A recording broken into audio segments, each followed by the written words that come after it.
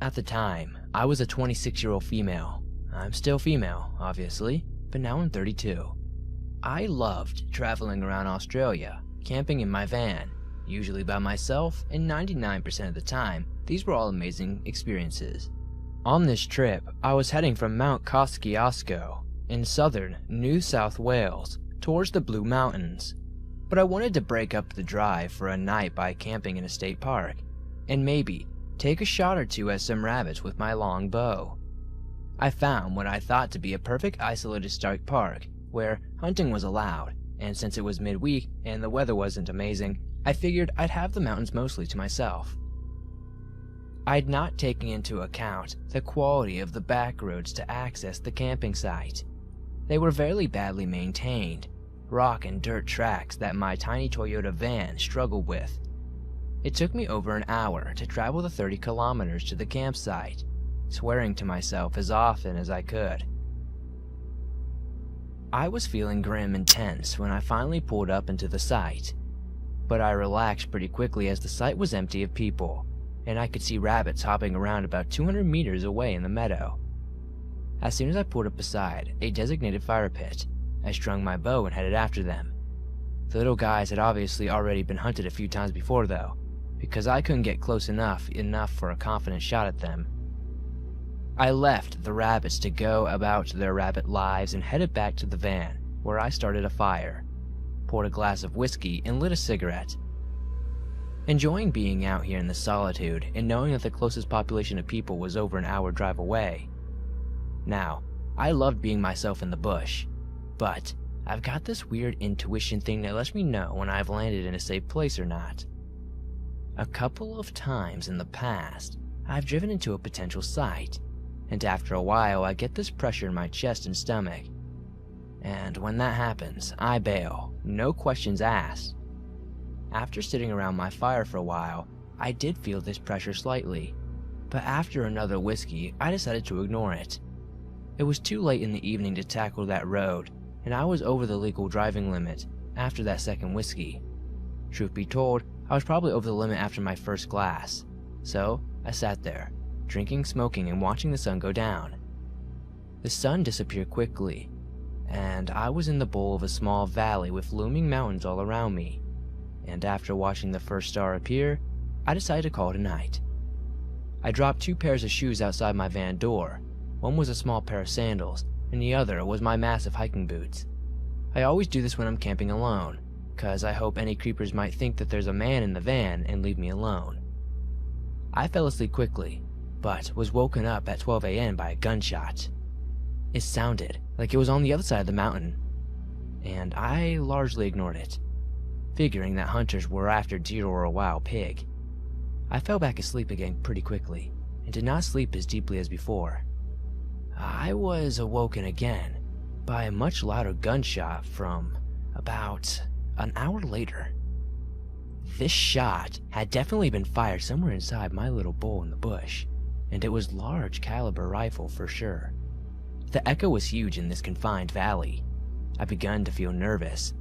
What if they were taking shots and my van happened to be in the way, and if they missed their target?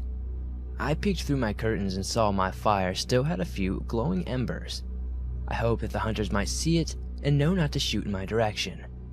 That was my biggest concern at the time. I had no idea shit was about to go to a hell of a lot more intense. For the next hour or so, I drifted in and out of sleep, snapping awake and aware at the smallest of noise. On one of these bouts of drifting out of consciousness, I heard a sound that had me sitting straight up in my bed. I hit my head on the roof of the van pretty hard, but did not even notice as I was concerning and concentrating on the noise that woke me. Tires. Tires rolling and grinding on the rocky dirt track leading to my campsite. Now I'm sure there could be a few reasonable explanations for a car taking this isolated dead road in the middle of the night. I even tried to think of some, but I failed because I was too on edge and just sat there in my bed, straining my ears to the utmost to try to figure out what this car was doing. Suddenly, my van was filled with a shockingly bright light as the mystery car turns into the campsite and faced toward my van. I waited for the headlights to give way, but they didn't. I couldn't see the car. My van has curtains at every window, and like fuck I was parting them to give whoever was out there a good look into the van and at me. I was already feeling pretty spooked, but my terror rose sky high as I realized the car was now slowly driving towards me. The lights got brighter, the rumble of the diesel engine got louder, and this sounded like the biggest tires in the freaking world popped and grated on the rocks underneath them. By this time, I'm frozen into place, too terrified to move a muscle, as this four-wheel drive beast of a car slowly kept driving towards me until it was nose to nose with my tiny van. The headlights were so blinding, even through my curtains, that I had to turn back to face the other way. Then, I almost peed my pants. Whoever the asswipe was driving this car started revving his engine, over and over, harder and harder, and longer each time. It was the most aggressive sound that I have ever heard coming from a machine, and I honestly can't tell you how freaking scared I was. I didn't know it was possible to feel more terror than I was already feeling, but I found out quickly it is always possible to reach higher levels of fear when I heard the sound of 2 car doors opening. I was too scared to move, but I broke through a fear of paralysis long enough to grab my 6-inch hunting knife from the shelf above my head. I gripped it with the white knuckles as I listened to a pair of heavy footsteps start walking slowly toward my van. The other person must have been standing just outside their car, watching and waiting, as I didn't hear a second pair of footsteps. Maybe they were more stealthy and quiet. Who the fuck knows? All I know is that my straining ears were focused solely on the slow, purposeful steps of the first stranger as they stopped beside the sliding door of my van where I had dumped my 2 pairs of shoes. My van was locked at every entry point, but 100 what-if scenarios were running through my head at light speed. Maybe I could dive into the driver's seat of the van and belt out of there. Fat chance. With them being parked right in front of me, even if I did manage to drive around them, I still had 30 kilometers of rush bush to navigate. Bush tracks that are far superior. I'd be run down by their big truck in a matter of meters. I could string my bow and jump out and confront them, but then I'd never been so keen on suicide, so I thought I'd give that one a miss. I didn't even have a map of the area, so running like a scattered rabbit into the bush wasn't even an option. Oh, the irony. So, what I did do was wait, frozen, in my sitting position, still white-knuckling my knife.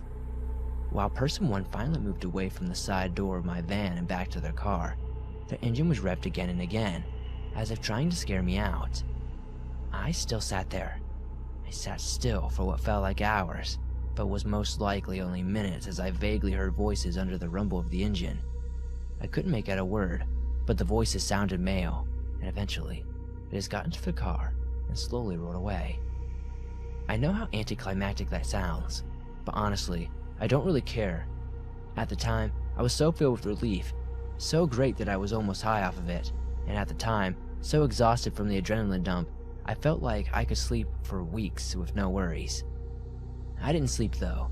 Thoughts of him just hiding around the corner on the road, waiting for me to take a break for it, running through my head. As irrational as that sounds, I think was the most confusing and scary thing about it. I just have absolutely no idea what their intentions were. They could have been just hunters, but maybe they saw my fire and thought they'd come down and freak me out. I'm not sure. They could have had much darker things in their mind though. Could have been locals wanting to play a prank to relieve their small town boredom.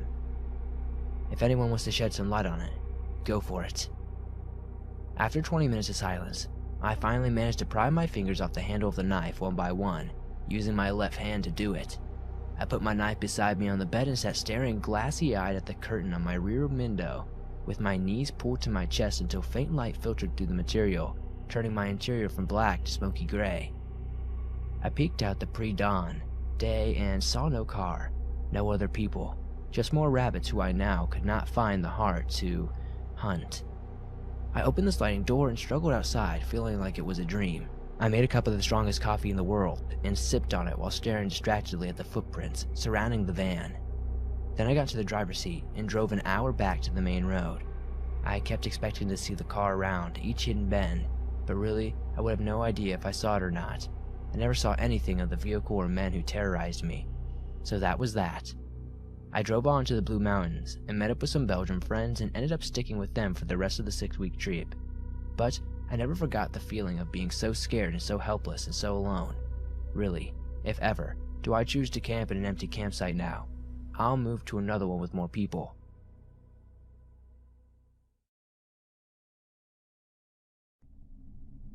It was in 1971. I was in my late 20s. I was then staying in Rose Hill, Mauritius, not married yet and staying at my folks'. One day, my dad came home with a South African couple. He met them while coming back, and they were tourists visiting Mauritius with their bags, tents, and sleeping bags. Mauritius was still safe in that period, but independence was given by Great Britain in 1968, and a civil war had just come to an end a few months before. Two communities had fought for some political reasons. Anyway, my dad invited them home to sleep over for a few days. I remember the guy had a big blonde beard. He was very kind, his wife was as well, but I forgot her face. We decided to organize camping during a week on the west coast of Mauritius, in a place called Flick and Flack. This place, which is now pretty developed, was at the time very wild with just a few houses. We went on a Saturday morning, found a nice place to put a tent and organized the day. The South African man and his wife were very good swimmers and divers. We spent a lot of time in the sea, catching fish, crabs, some lobsters, which were getting scarce then. We don't find them anymore by the coast, and cooked all these goodies on a small homemade barbecue set. All of us, Mom, Dad, the couple, and I, really enjoyed the day. The sunset was beautiful, it was warm, and we were in summer, and everything was perfect. When night came, we were preparing a nice barbecue with chicken, beef, and pork, and a few shrimps we had caught earlier. This night was starry. My dad was happy and drunk, and the couple were obviously having a great time. Since we were not fluent in English, I was improving then, communication was a little bit difficult, but we could make ourselves understand with gestures and sometimes drawings on the sand. It was a great fun seeing my dad trying to converse with them with a very limited knowledge of English. Anyway, it must have been around 9 p.m. We were all seated on the bench, waiting by the ocean, as the starry sky was beautiful and we were sitting by the campfire. Then, we started to hear what sounded like a complaint. We could not determine the sound of it, but it was like a woman wailing. It was faint but clear, since the place we were at was wild and remote. The wailing was not consistent, but it could be heard from time to time. We put it on to some sorts of animals, since we were not people living on the coast and being ignorant to the animals which might have been active at night. We were seated on the beach, facing the ocean, when suddenly we noticed someone coming out from the sea on our left at about 30 to 40 meters away.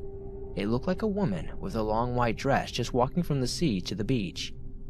We could not see her face, but could guess that she had long hair. The only lights were the stars in our bonfire. She silently made her way straight and disappeared from our view into the vegetation. We found this very odd. I knew it was not normal, but did not know what others were thinking. My dad was drunk and watched the scene with a little smile on his face. I think he was lost in his thoughts. We all looked at each other, and we had no idea what to think. I tried to check if there was a house where the woman walked to. I stood up and walked towards the sea and looked to my left to see where she went. There were only green bush and trees. There were no lights or any constructions around. I was now scared because I realized that we must have seen a ghost. I walked back to the bonfire, sat down and told everyone that I did not find any house there. We stopped talking and everyone kept alert. We could now hear all the little noises of the night. We heard faint crackling like someone or something was quietly walking on dry leaves. Then suddenly, we heard loud flapping noises on a tree nearby. It looked like large birds, pigeons or bats, flying away. It scared us. Then my mom told me quietly she felt something was not right. I and her were feeling like we were being watched. The couple was looking around with their glass in their hands. Then suddenly, something heavy fell in front of us on the beach about 5 to 6 meters away. I stood up to see what it was, but could not find anything. Everybody stood up and looked around, and there was nothing found.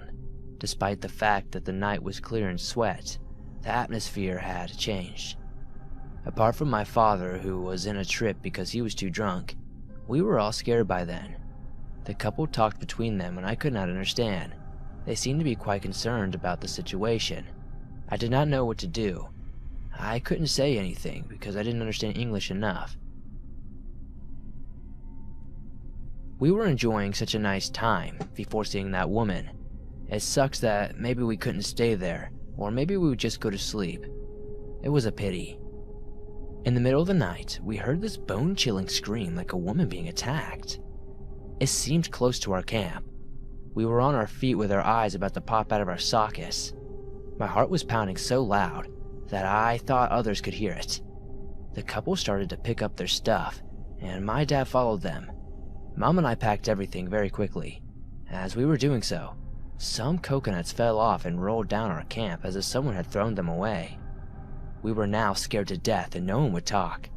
We heard running on the beach, then in the woods, but could not see anything.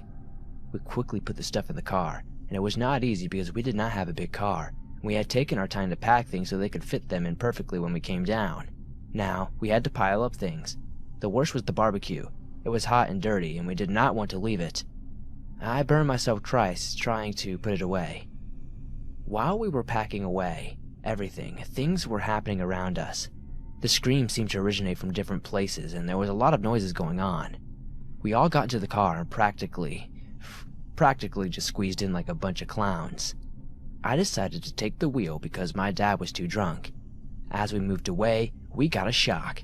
We saw a woman, dressed in white, standing by the little lane looking at us. It was bone-chilling. I stopped the car. She was standing about 4 to 5 meters away. I didn't know what to do.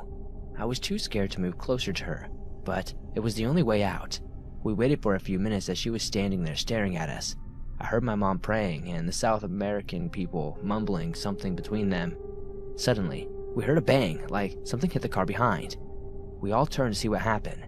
The atmosphere was very tense, and I think my dad was becoming sober very quickly. He was now swearing. We did not see anything behind, but when I looked forward, the woman was not there anymore. But the scariest thing happened. She was now standing by my door looking at me. I can't describe the utter fear which took a hold of me then. I released a scream. My throat was sore for several days after, and pushed the gas pedal. I think everybody screamed then. But with panic, the car choked and the woman was still there looking at us. I remember not seeing her eyes or features because it was dark. I switched on the car again and drove as fast as I could. The poor car got shaken on the dirt road. We reached the main road, relieved and shouting. What the hell had we just seen? Fortunately, Rose Hill is not far from Flick and Flack. When we reached the town, the car broke down. The fan belt of the car had broken and the engine stopped from overheating. Fortunately, Rose Hill is not far from Flick and Flack. When we reached the town, the car broke down and the fan belt broke and the engine had stopped from overheating. We were in the 70s and there was no cell or towing services available that Saturday evening. The couple and my mom walked home, which was not far. The South African couple stayed 2 more days at home and left. We never saw or heard from them afterwards.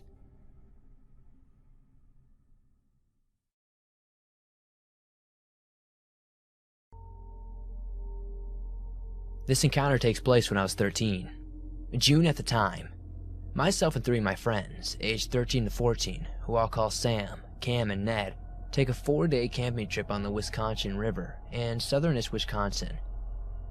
For those of you who aren't familiar, the Wisconsin River is relatively long, relatively wide, and has long, shallow stretches as deep as a couple of inches to a couple of feet. You have to walk your canoe through some of it. There's moist sandbars that run down the middle of the river as well. The adult on our trip was Cam's grandma. Even well into her 60s, she had wilderness skills on par with Bear Grylls. She has incredible stories, from viciously biting home invaders to protect her daughter, to hiking through remote mountains at midnight and sleeping surrounded by wild horses. She's a major peace, love, and happiness type from the 60s. She's way into conspiracy theories, and nowadays way into Bernie Sanders. She believes wholeheartedly Bill Clinton took cocaine by the brick while in office, and non-organic foods are corporation mind control. She has reasonable arguments for both. Still, one of the most fascinating people I've ever met. Anyway, we set up camp on a beach about 3 p.m. on our first day. There's a lone, still fisherman slightly upriver from us. This is strange, given we're mostly in the middle of nowhere, but there are occupied properties here and there on the river, so it's not crazy. Immediately after we arrive, Grandma realizes she forgot her coffee cup in the car. What the hell, Grandma? She decides to go make the kayak trip by herself back upriver to where we parked, just to grab the cup and come back. She left alone, us boys, to go off in the shallows. Landscape-wise, there's our beach, with dense forest behind it, and a strait about 90 meters across between the beach and a sandbar.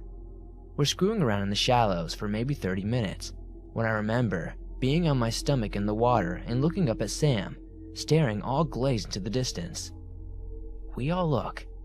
The fisherman from earlier is on the sandbar about 50 feet from us. None of us remember seeing him getting so close, especially since he has no boat and would have waded through the water. I remember there being a strange glare from the sun, so we couldn't make him out perfectly, but he was thick man and droopy long-brimmed hat on. We could not see his face, but collectively had the feeling that he was looking at us.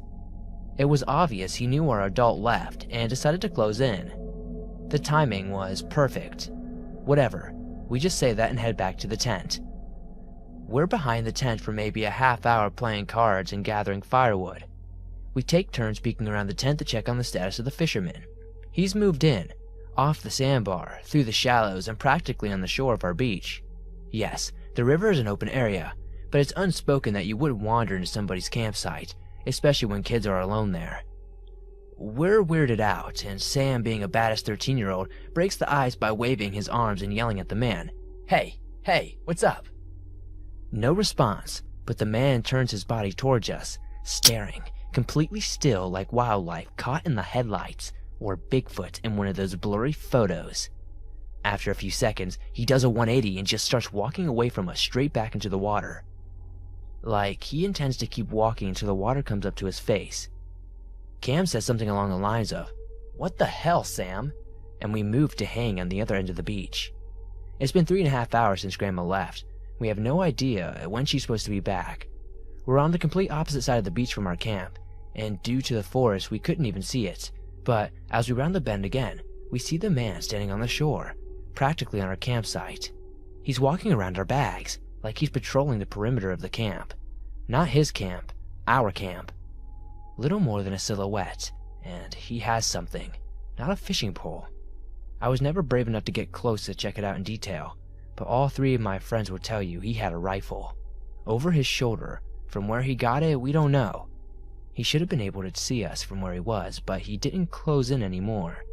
We decided to play it cool and hide behind the trees.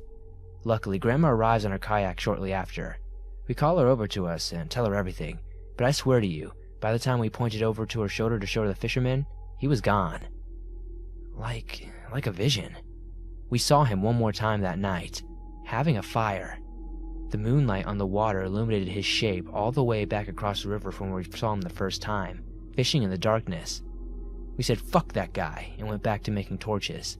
I remember digging my phone out of the waterproof box and trying to send this blurry, creepy picture of the fisherman to my friend as proof.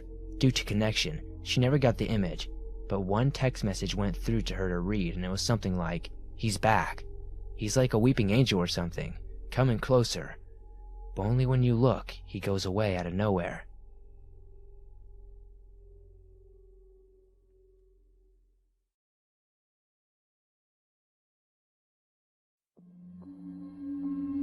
This would have been about 7 years ago when I was 16. I was bear hunting with my dad and my brother in the Allegheny National Forest, near Tionesta, Pennsylvania. The area we were hunting was one that I had camped in with my family since the time that I could walk. Because of the experience that I had in the woods up there, I was allowed to hunt by myself. I remember it was getting later in the day, just about time to turn back and hike back to camp. There were maybe 4 inches of snow covering the ground, and judging by the sky, more would fall soon. The light had just started to fade, and the heavy foliage as I was slowly hiking along the ridgeline, stopping every few minutes to look and listen. As I was making my way towards camp, I heard a small child's voice off in the distance. "Dad!" The voice sounded like it belonged to a little boy, and I froze, trying to pinpoint his location. "Dad!" The voice cried again, this time more frantically. Finally, "Dad, help!" Then, "Help! Help!" My immediate thought was that the boy had been split from his father and was realizing how dark it was starting to get out in the big woods, but he sounded so young, I couldn't imagine how he could have been left alone. The way his voice was whimpering through the silence and stillness of the snowy-covered trees still gives me chills when I think about it. It stopped me dead in my tracks, and my heart automatically started pounding. I took my rifle off my shoulder and held it in my hand so that it would flail about as I started racing over the snowy terrain towards the voice. I stopped in the clearing to listen again as his little voice cried out again. "Dad, help!" I bellowed out, "I'm coming for you, keep yelling." His message didn't change as if to alert me that he had heard me. It was still just, "Dad, help." I knew that he was on the lower side of the main road that splits the forest and most likely near a little waterway known as Lamentation Creek. My brother was hunting down there, and I knew he must have been hearing the cries for help as well. I dropped off the snowy hillside, almost sliding down until I got into the road. I listened to the voice still crying out as I caught my breath on the roadway. I decided the steep ravine and started racing towards the creek. I thought I must be getting close, so I called out to let him know that I'm coming for him. A few moments go by and no response. I start walking briskly instead of running, so I can hear him if he cries out again. Then everything in my body said, "Stop." The hair on my arms started to rise under my wool shirt, and I froze in place. The darkness was creeping steadily into the enclosed hollow. My senses became fine-tuned. I could hear every snowflake falling into place through the already snow-covered limbs above. My eyes instinctively scanned the expanse, searching for movement, color, and light. Hello? My voice cracked as I yelled out into the darkening silence. No answer. Again, I yelled off the direction of the small voice, but again, I received no reply. Not from him or any other of the few dozen hunters I had seen earlier that day. My voice carried through the heaviness of the silence, and yet no one replied. I knew damn well my brother had to have heard me, but nothing. That voice inside said stop, now said leave, but I couldn't bring myself to just turn and run. I stood there for another 15 or 20 minutes, calling out to the voice in 2-minute intervals, never hearing a response. I walked through those woods slowly and as alert as I have ever been in my life, constantly checking my six and scanning for signs of life that were never there. When I got back to the camp, I asked my dad and brother if they had heard the small voice, and neither of them did. Then I asked if they had heard my voice, and again they hadn't. My voice carried an echo through those woods. I know it did, and yet they hadn't heard anything. We talked to some guys who were camping close to the creek if they had a small child with them, or knew of someone missing a child, and no one had at all. I don't think there ever was a kid now.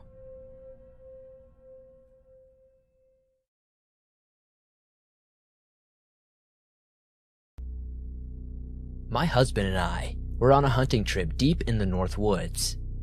Dad pulled the 14-foot trailer out to camp and left us there with the intention that we would be up super early and secure sitting spots on public land. The camp was about 10 miles from the nearest person and 35 miles away from real civilization with street lamps and stuff. Super scenic. It had been snowing and the pine trees are really tall and it was quiet outside. We were just laughing and talking when suddenly something big jumped into the roof. This is northern Michigan in November. There shouldn't be anything big in the woods right now. A bear would be sick or not able to hibernate for some reason and probably will kill you. We stopped mid-sentence and looked up. Right then, it sounded like whatever it was had run along the roof on the trailer and jumped off into the surrounding snow. I needed new pants. My husband starts looking for ammunition for any of the guns that we have with us. And we were both asking each other, what the actual fuck is that? There shouldn't be anything that big in the fucking woods this time of year. We didn't hear anything else after that moment. we decided that we absolutely had to see what was going on. We heard no footsteps, but also no rustling or anything else on a clear night with snow on the ground. You'll hear anything close by that's moving. My husband went first, opening the door and peering out. No prints in front of the trailer. We slowly walked around the trailer. Being in a small clearing with only a couple of trees, we could see about 25 feet around the trailer, and after looking around and finding nothing, we just went back inside. Logic said that it was either long gone or something else was going on. It took a while to calm down, but eventually we both fell asleep, loaded guns on the table a few feet away. The next morning, we got up and went outside to look around again. Still no tracks other than ours and some rabbits. We were outside looking away from the trailer. We heard this thing again, running right across the trailer towards us. We spun around and faced our attacker, and saw some snow falling off the pine tree branches in a line across the aluminum roof. The tree branches didn't even start till 40 feet in the air, so of course, we couldn't have seen them at night since it was just snow. Nothing looked off when we went to investigate the night before. We genuinely thought there was a Yeti, Bigfoot, or severely pissed off nocturnal mutant deer with a taste for blood, and it turned out to be some freaking snow falling out of a tree and hitting the roof.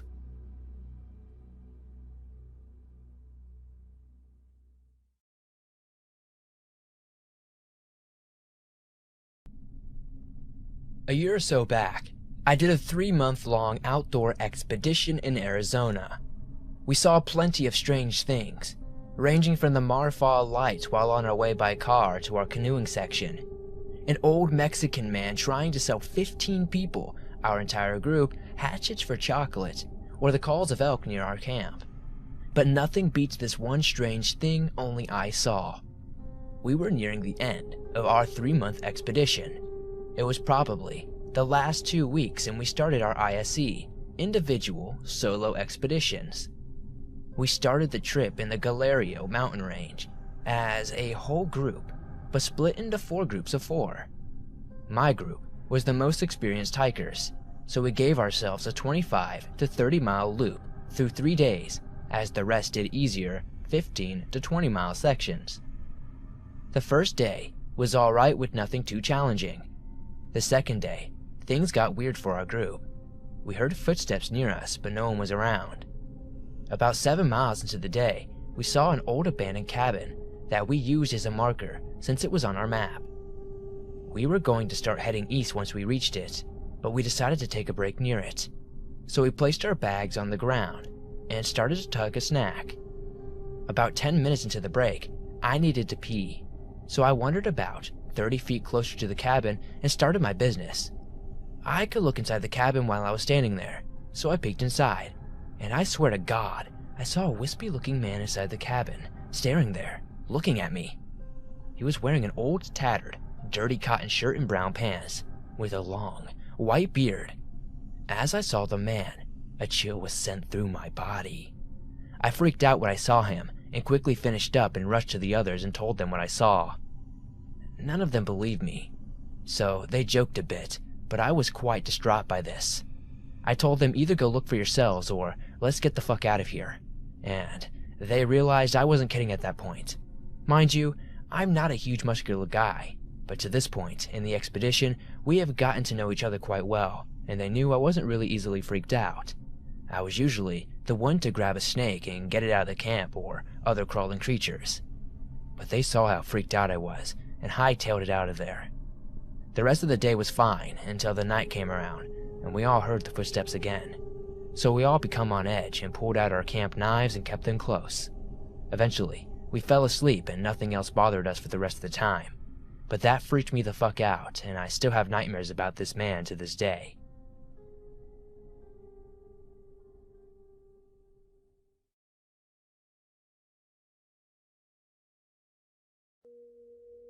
Me and 3 of my friends decided to grab our guns and knives to go camping out in the woods, not far from the city we lived in.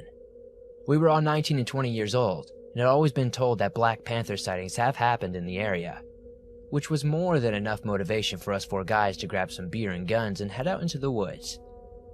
We walked for miles in the dark, just talking and telling stories, trying to rustle up some wildlife. Then we hear it, like an old woman crying or screeching. It was far off, but it didn't matter. It was terrifying. We had heard stories of what they sound like, and we knew it when we heard it. We also heard some coyotes yelping and obviously finding something to kill because whatever it was in some serious pain. We noped out of there, and we were gonna head back when the wild card of the group says we should still sleep out there, and basically called us everything but pussies if we didn't. So we did. However, by this time we were over halfway back to the car, but still deep enough in the woods to be totally helpless if something happened. We have like a 6-person tent that we threw up, and we all hop inside after we hung out by the fire for a bit. After we hang inside and talk, we end up falling asleep. Sometime around maybe 2 or 3, I wake up, I hear a noise, and all of us step outside. Little do I know, 2 of the other guys in the tent have been awoken by the said noise as well. All of us stunned, not knowing what's happened. We are all silent and completely, still as to not wake each other in case that nothing's outside. But the noise and rustling gets louder and closer. The fire has long been out, so there's no light to see. Now, there's something brushing up against the tent and clawing at the opening to the tent. It wasn't zipped, but maybe 3/4 of the way up. Why, I don't know. Then the zipper starts lazily coming down, and we see a silhouette of a man. The 3 of us scream, and then the figure leaps Superman style into the tent on top of us, swinging and kicking. We all completely lose it and start beating the shit out of this person before we realize it's our 4th friend who was just getting out to pee and was having trouble getting back in the tent as he drank a few beers. Campfire was out and he didn't take his flashlight. He jumped into the tent because we screamed, so he naturally thought he saw someone or something behind him. So he freaked out and tried to get into the safety of the tent. Long story short, we laughed hysterically for at least an hour after that. We didn't know which was more funny, the fact that we were total pansies and got scared to death over our friend taking a piss, or that all 3 of us were awake at the same time, silently losing our shit without knowing.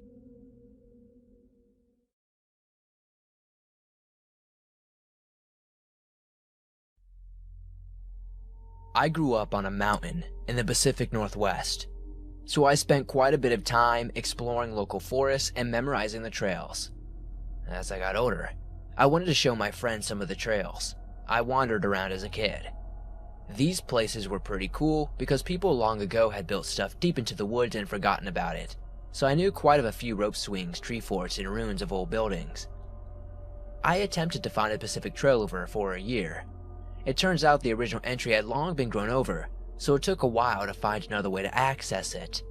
Once I figured out where it was connected, we hiked down the mountain and explored it. This is where it gets weird. As I'm rounding the corner, I notice way deep into the woods, maybe about 200 feet, is a small log cabin. It's definitely nowhere near this trail and seemed out of place. I snapped a few pictures of it. We kept hiking, and I couldn't stop thinking about the cabin. It looked pretty old, but I had never seen it as a kid, and I took those trails almost every single day during the summer. I went home and immediately shared the pictures with my more adventurous group of friends. I finally convinced them to return to the trail and help me find a way to get to the cabin.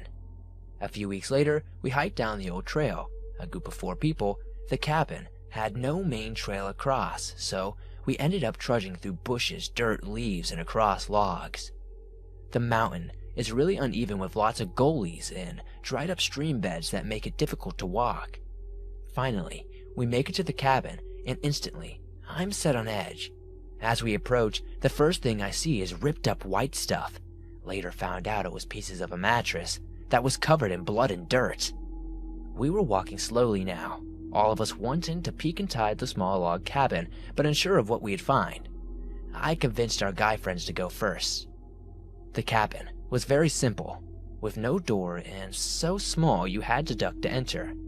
Inside were empty cans and food containers laid across the wooden floor along with ripped up clothing. There was a very small bed on the side that had been used quite a bit and was caked in dirt. I peeked inside for about a minute, then I did a 180 and jumped back out, as I quite a bit was freaked out. Even people who squat and live in the woods know you bury your waste. There was literally a pound of fresh human feces.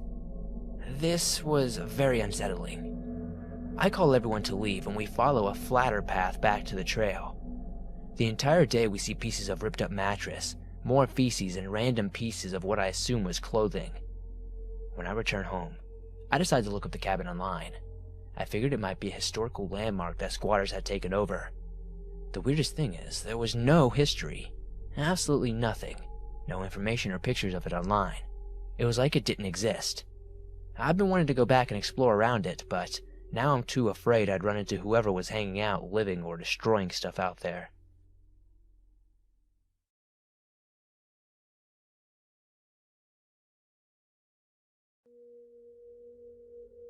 I did a fair share of wild camping when I lived in the UK. Me and my buddy would sleep tentless with bivy bags over the sleeping bag to protect us from the elements. While this was amazing, in general, it would hold mixed results. One hot summer night in Epping Forest, I could feel spiders, bugs, and various creepy crawlies all over my face and barely got any sleep. Tubing back the next day, we had faces like UFC fighters from all the bites. In Buckinghamshire, in a forest near the home of Roald Dahl, we set up camp about 200 meters off the track. While cooking a chili in the dusk, I saw a light far off coming from the track. It was probably someone walking their dog or just looking at their phone as they passed through, but I'm ashamed to say it spooked me to no end and I could barely sleep.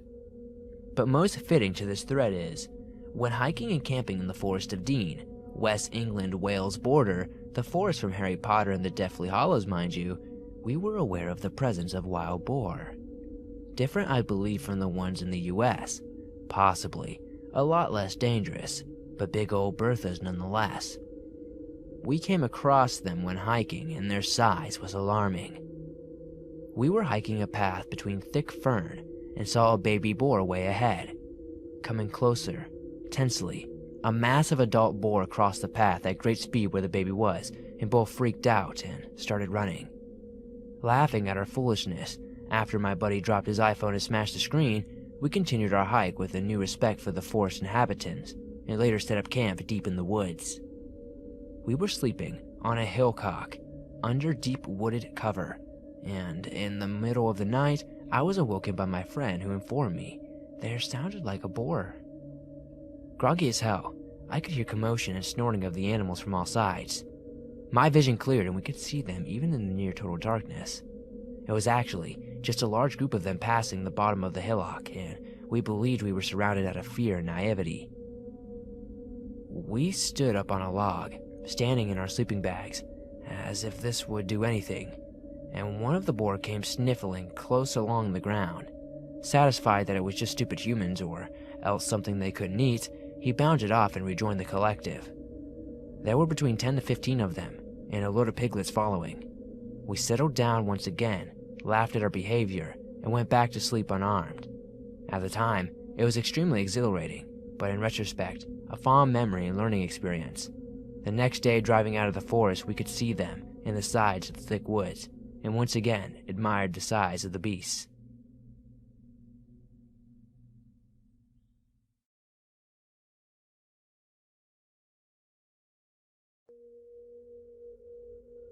I was out camping in a part of Connecticut. Now, I was about 12 and was with a group of other kids ranging from 12 to 17. Think like Boy Scouts. We were in a three-phase cabin arrangement, so any animals could have gotten into our cabin if they were brave enough. It is standard procedure to keep your food bagged up and tied high in branches or in some sort of container so that bears won't get it or smell it. My cabin brought out a lot of candy, as kids do, to stay up really late and play games and stuff. But we were saving that for one of the later days, so we locked up all of our Airheads, M&Ms, etc. in this kid's large black suitcase, real sturdy. I woke up one night to the sound of a bear coming into our cabin. I was the top bunk, so fortunately, I wasn't as close as I could have been. The bear came in sniffing around. To 12-year-old me, it seemed huge. Maybe it was just fear hyperpole, but I thought it could have been a grizzly, probably a black bear though. It finally got to the suitcase. I remember the sort of grunts and snorts it made as it started to tear it apart. It just started scratching, and occasionally biting it. I just watched as, partly because I was terrified and the other part is I was fascinated. Maybe, if I wasn't so grounded in what was happening, I would have pissed my pants. The bear got to our candy and made off with it. No worries, I went back to sleep with sweat panic-drenched sheets. The scariest thing the day after were the gouges the bear made in the wood floor. They were deep rivulets that rain could have easily sat in. It was the closest I've been and hope to be to an animal of that size. Sometimes, I think videos on YouTube trick us into thinking the camera can be treated like a person, and so therefore, we view animals like that less of primal than they actually are.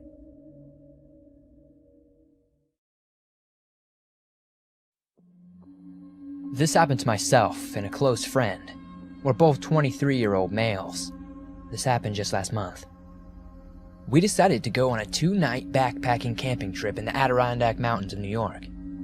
We are both very comfortable with nature and spent a lot of time camping, hunting, fishing, and etc. We hiked about 5 miles into a small lake and set up camp on a small beach. This was not a heavily trafficked area.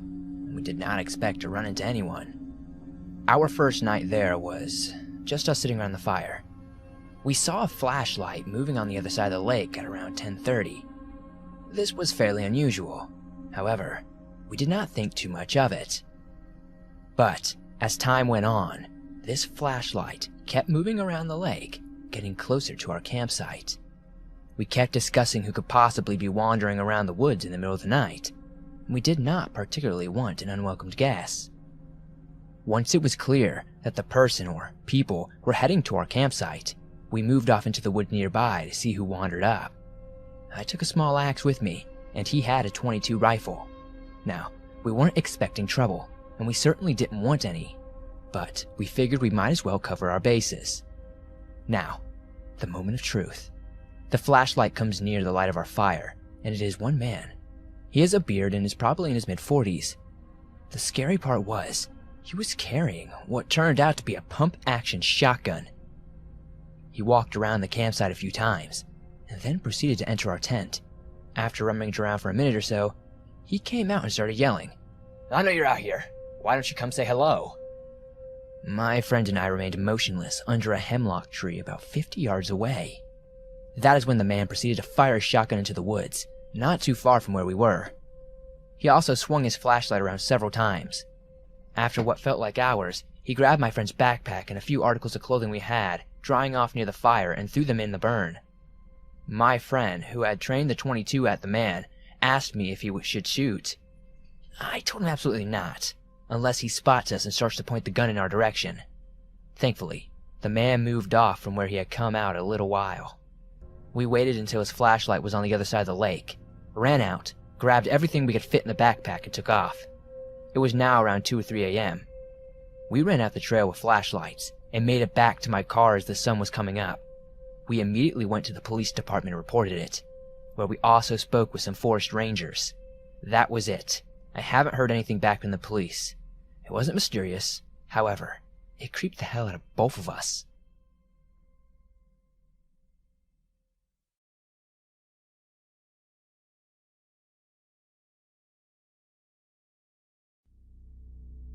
In 2007, I was working on a trail crew in the Trinity Alps of Northern California. We had 13 people on the crew and a few support staff. At this point, we'd been in the woods for about 2.5 months. We had all seen and heard bears, mountain lions, and pretty much anything that you can think of that would make terrifying noises. After dinner one evening, most of us were sitting around the fire, doing whatever, and all of a sudden, there's a huge, loud, agonizing scream sound. It was unlike anything any of us have ever heard. If I had to describe it, I'd call it a mountain lion shriek combined with the horror of a banshee. Everyone was understandably freaked the hell out. It sounded reasonably close, so a few of us, myself included, decided to investigate. About 3 miles from our base camp, there was a creature tied to a tree, absolutely losing its mind. It was a fucking llama. At this point, it's 10 p.m. or so, and 25 plus miles from the nearest trailhead, and we find this llama tied to a tree just off the trail. We tried to calm it down without much success, and went back to camp. The next morning, the llama was gone. It looked like it had broken its restraints and run off.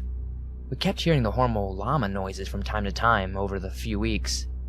Towards the end of the season, a group of hunters passed us on the trail. After chatting for a bit, we found out they tied the llama there because it decided to be stubborn and refused to walk anymore. Apparently, it laid down the trail and would not move, so they left it and decided to come back for it. We figured at that point, the llama was probably dead. We hadn't heard any hellacious llama screams for a few months, and didn't really think about it however. At the end of the season, when we finally got back to the crew van, and we were driving out, that damn llama jumped across the road about 30 yards in front of us. I still think about the demon llama from time to time, and I hope he had a fulfilling life in the Trinities.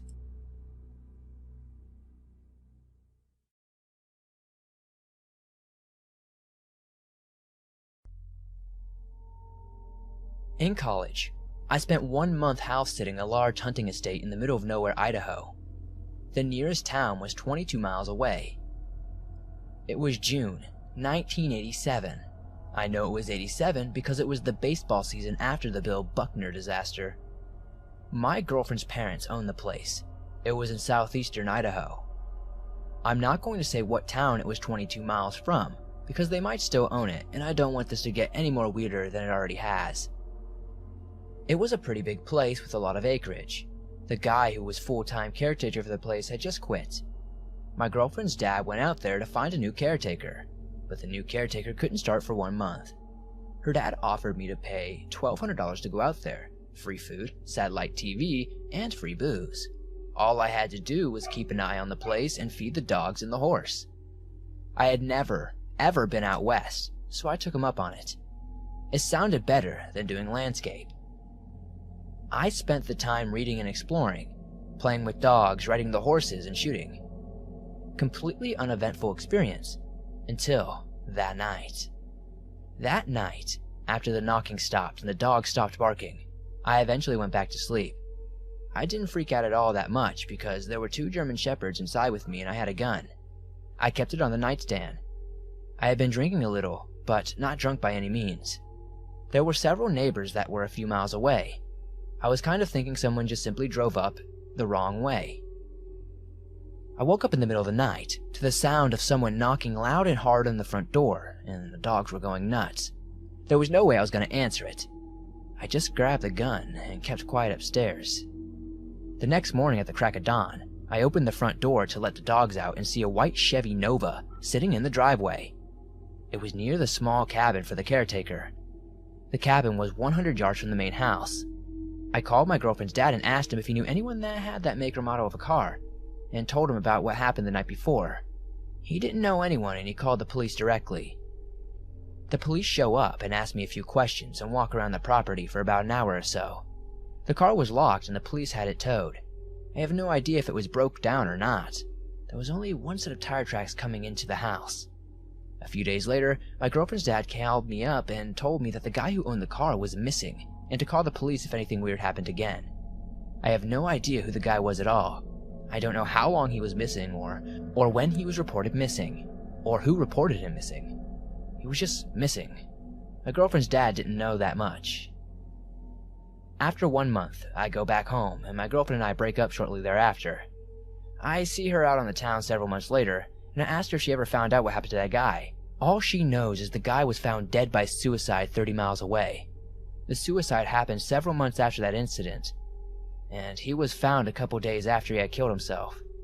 I asked her how he did it, and where he was found, who found him, etc., and I got nothing. I never saw her again. You all know just as much as I know, and I feel your pain.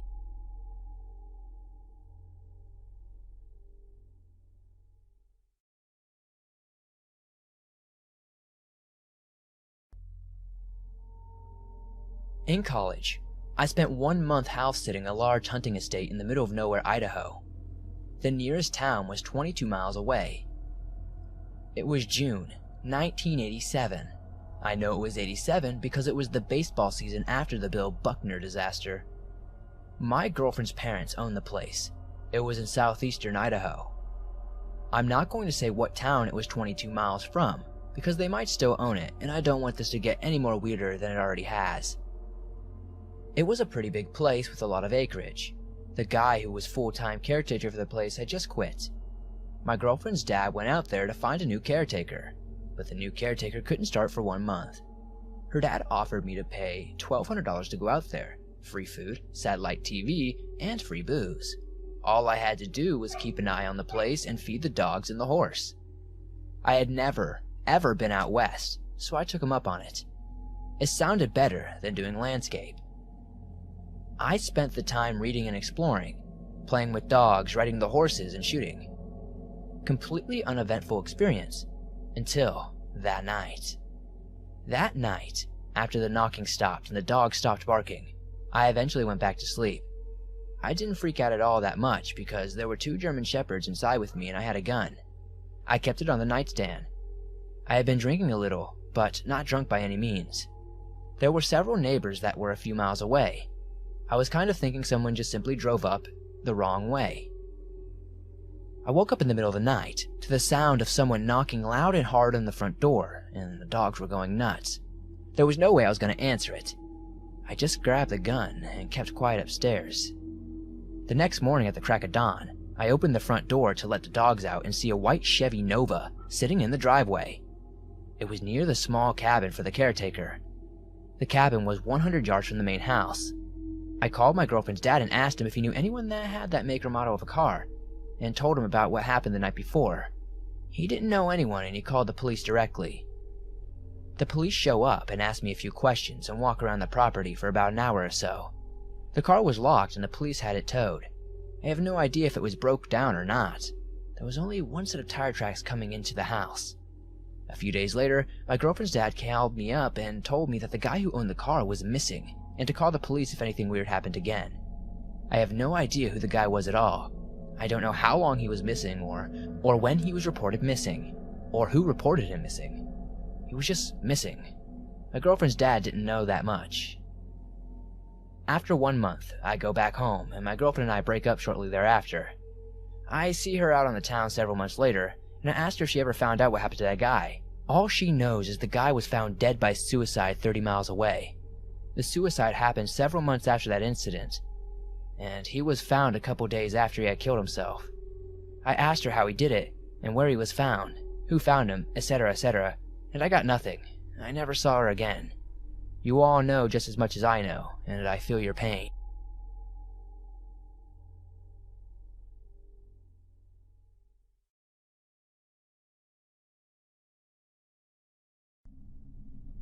This happened to my grandfather and I in El Salvador. When I was 8 years old on a Saturday night, we were coming back from visiting relatives who lived up in the mountain from us, about an hour and a half or a 2-hour hike. During the day, it's a beautiful hiking place, but at night, it is quite scary. We ended up leaving my uncle's place later than we thought, at about 8 p.m. But we were not worried since we had done this hike hundreds of times, at all times of the day, but never after 10 p.m. According to locals, it's not safe to be out there after 10 p.m. because of weird things that they have seen and heard. Thankfully, we were prepared for nightfall. We had our own flashlight. Grandpa had a huge flashlight that was bright as a headlight on our car, and our backpack had bottles of waters and snacks. Well, halfway into our way back home, it was pretty scary. There was no moonlight, so it was really dark, and only trees all around, and a few homes here and there. We heard noises and other weird things, but since we were in the middle of mountains, we dismissed it and kept on walking. About a mile away from home, things got very weird and spooky. We couldn't even hear a cricket sound, everything just went silent. At this point, my grandfather grabbed my hand and told me to stay close. I remember getting scared and worried. I looked at my watch and it was 9:15 p.m. I told my grandpa and he said not to worry, we were almost home. I kept pointing my flashlight in front of me so I wouldn't step on something or trip. Then, about 20 feet from us was this huge tree, and it had a bow in it, which I thought was strange, and so did my grandfather. He replied with, "Well, that's interesting, a bow on a tree." Then, to our surprise, a woman wearing a gray or light blue dress, I don't really remember, was standing on the other side of the tree with her back to us. I told my grandpa, why would she be out here at this time? By herself? He said maybe she's lost or hurt. So we hurried to see if she needed help. We were about 10 feet away from her when she started walking. So Grandpa yells, "Hey, excuse me, miss, are you okay? Are you lost?" With no answer. "Do you need help?" Again, no answer. She just kept walking. After you pass the tree with the bow, about 5 to 10 feet, you go down the hill into an open space with a few trees. And there are some pretty flowers there, with a walking trail next to it. Standing on the bottom of the hill in front of the trail, Grandpa turned and said, "Come on, honey, we gotta hurry. I don't think she's okay." And when we turned back, she disappeared. We could not find her anywhere. We looked everywhere and had no luck. There was no way she could have run that fast, and the trail was pretty long with little trees scattered around, so nowhere to hide even if you wanted to. Since Grandpa had a big flashlight, we all had a pretty good view of the landscape all around us, and we saw nothing. We kept walking and still looking, hoping to find her, but we had no luck. Once we reached the town, I looked at my watch and it was 10:15 p.m. I told Grandpa how happy I was that we had made it safe and just in time to get out of the mountains. Yet still worried about what happened to that lady. The next day, Grandpa told a neighbor of our incident with a strange woman, and he interrupted my grandfather and said, "Are you talking about the big tree right before you go down the hill?" Grandpa said, "Yes, why?" Our neighbor called his wife Susan over and began to tell us about a murder that happened in that area. On Thursday of that week, a lady was walking home around 8 p.m. or so when she came across a man who tried to rob her, and since she fought back, he stabbed her 4 times and she bled to death. She was found in the bottom of the hill the next morning. The killer was caught the next day drunk with a bloody shirt and hands with a knife in his pocket. People thought he was hurt, but when they heard the murder, they turned in him, and he did confess. My grandfather turned white, and I didn't know what to say, but we felt so bad for her. The neighbor's wife, Susan, said that we were not the only ones that have seen her. A few locals have seen her walk from the tree to the bottom of the hill, where her spirit was always back and forth. The bow on the tree was put there on her behalf.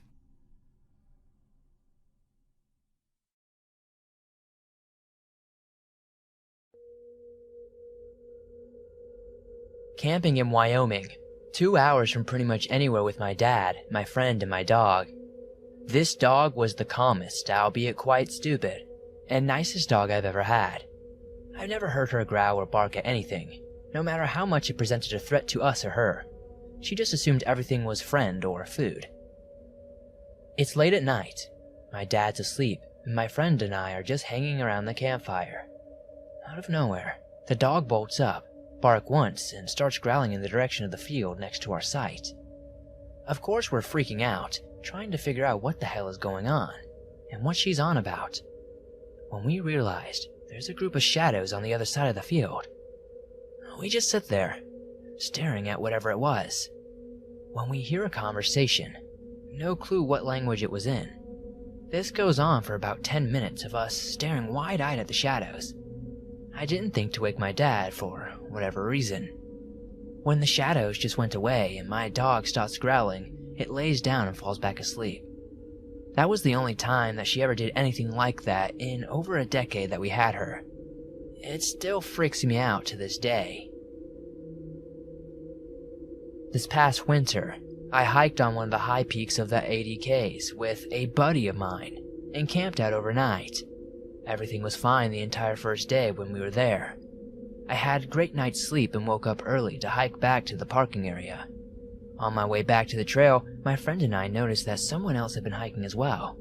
About a mile after walking, I stopped and saw that my full name, first and last, was drawn into the snow on the side of the footpath.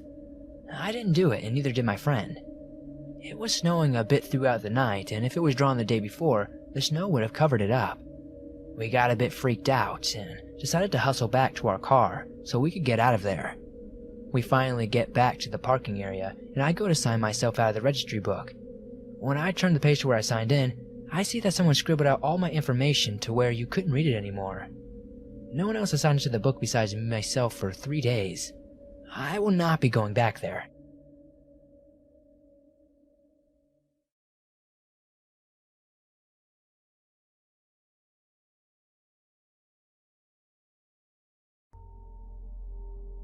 Last year, I was with a buddy of mine and we were going to do the Hart Creek Scramble in Alberta.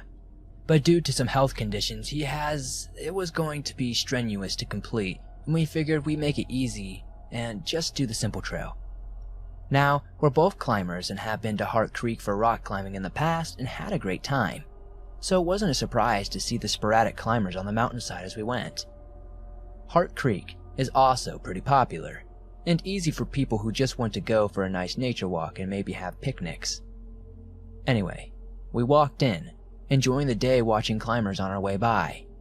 We saw a couple even doing some multi-pitch climbing, which means basically leapfrogging up the route. We settled in for lunch about a half hour later and left a couple of hours after that. On our way back, I remember seeing a climbing shoe in the creek and thinking, oh, someone must have lost this. I picked it up when my buddy got my attention, and I looked further downstream. Both climbers, a young man, 29 or so, I learned later, and his partner were both lying in the creek bed, rope and harnesses still attached, dead. It was very surreal. We had just seen these people climbing not 2 hours before, making their calls and having a good time. The first reaction I had was that I remembered that there was a family right behind us, a husband, a wife, and a young daughter who were playing in the creek on the way down.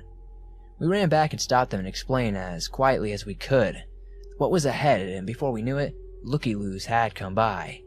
It turned out that the husband was an off-duty RNCP officer, so he took control of the situation. I learned later we weren't the first ones on the scene, that the authorities had been called out.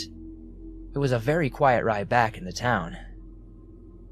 More details. So, the couple were climbing, and they were both experienced enough, but one was still learning. They attempted to do a dual lowering maneuver, using each other's weight and feeding the rope through the belays. One of them made a mistake and lost their end of the rope, and that was it for both of them. There wasn't a lot of blood, strangely, and they looked very peaceful. I didn't get a good look at the girl. I mostly only saw the guy there. The story ran for a couple of days in the area, talking about the male as the family of the girl didn't want to disclose anything. That was not something I thought I'd see that day for sure.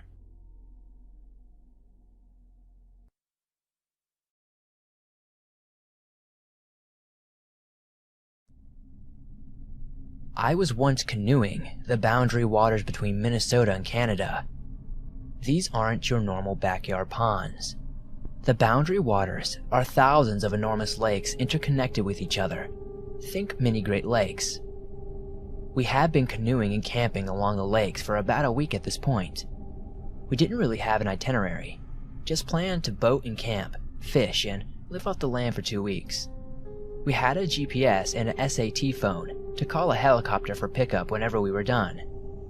Anyway, about a week in, we were set to canoe a few hours to the next lake. An hour or so in, we are in the center of an extremely long and narrow lake. Unfortunately, a storm started to blow in and the waves on the lake of the center started to swell to 2+ feet. Too much for our dinky canoes. We pulled off to a random clearing on the shore and set up camp in a rush to avoid being totally thrashed by a rainstorm. We just set up camp and hunkered down for the night. By the next morning, it had cleared up. We started walking up the coast of the lake about 200 feet from our camp, looking for a good fishing spot. What we actually found was another campsite. However, it was absolutely wrecked. Trash was strewn everywhere, tents collapsed and torn, clothes on the ground. At first, we were just disgusted. What assholes would do this? Who would leave their shit out for bear food? The more we looked around, though, the weirder things seemed. For one, their garbage was still hoisted into a tree to keep it safe from bears, but the whole bag was ripped open, despite being 30 feet in the air. Second, literally everything except the canoes were still at the campsite. Clothes, packs, food, rope, pans, a serious set of hiking equipment, enough for 2 to 3 people. Half of it was trashed and torn open, mostly the packs, tent, and clothes. Their long johns ditching hundreds of dollars of gear in the process. It's like somebody just noped the hell out of there. We waited a couple hours and eventually called it back to our helicopter crew, but they hadn't been aware of anybody else getting any distress calls. We eventually just left and moved camp. Everybody was pretty upset by it, and a day or two later we ended up the whole trip early, because it just seemed like nobody wanted to be out there anymore. It was the weirdest thing I've ever seen. First thought was a bear attack, but there was food left uneaten, and I've heard bears are way too easy to scare away. I've seen bear attacks on camps before, and it was nothing like this. Bears rip open packs and go after food, and they're generally pretty easy to scare. What still sticks with me is why all of their clothes and packs were still there, with half being totally destroyed and half being untouched. I still don't get it. I've done a lot of other camping, hiking, rafting, and biking all around the country, and I've never had any other weird experiences like that.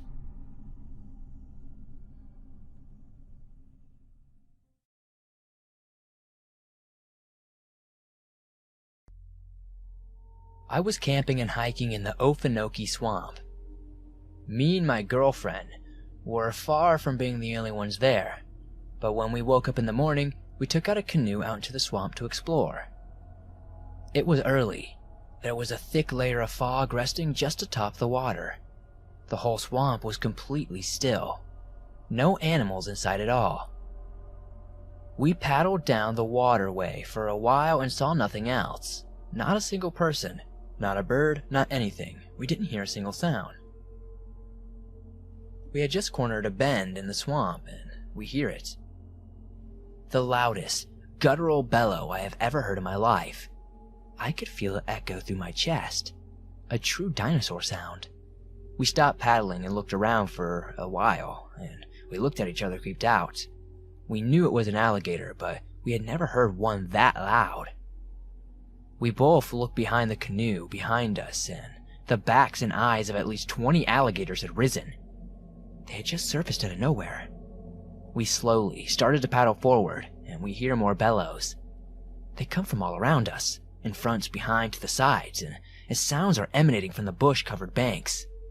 Each glance behind us, we saw more eyes appear, more scaled mounds breaking the water's surface. From the banks, huge reptiles broke the water all around us. We looked back again as we paddled faster. Easily 40 alligators behind us now. We began to see them appear in front of us. 10 to 15 huge lizards seemingly blocking our path. Then, one of the largest alligators I've ever seen surfaces right where my paddle was going down. I hit the beast on the back of the head, and the thrash he made was incredible. When this massive head hit the side of the small canoe, I thought we were going into the water. Water came into the canoe and the side dipped down. The beast disappeared below the boat and we held steady. We paddled forward as we could, right into the dotted landscape of scales and eyes. Behind us, the same guttural roar echoed through my body. As we cut through the field of eyes and backs, we started to see the path clearer. The huge monster that had almost capsized bellowed one more time. We turned as we made it past the last of the animals, and we could see the monster staring at us, watching us leave. All of the other alligators began to sink to the water's floor. The big guy stayed there watching us until he was satisfied we had gone, I guess. Then he disappeared without a sound, back into the black, murky depths of the swamp. We banked the canoe further up the waterway, got out and just sat for a while, trying to take in what we had just experienced.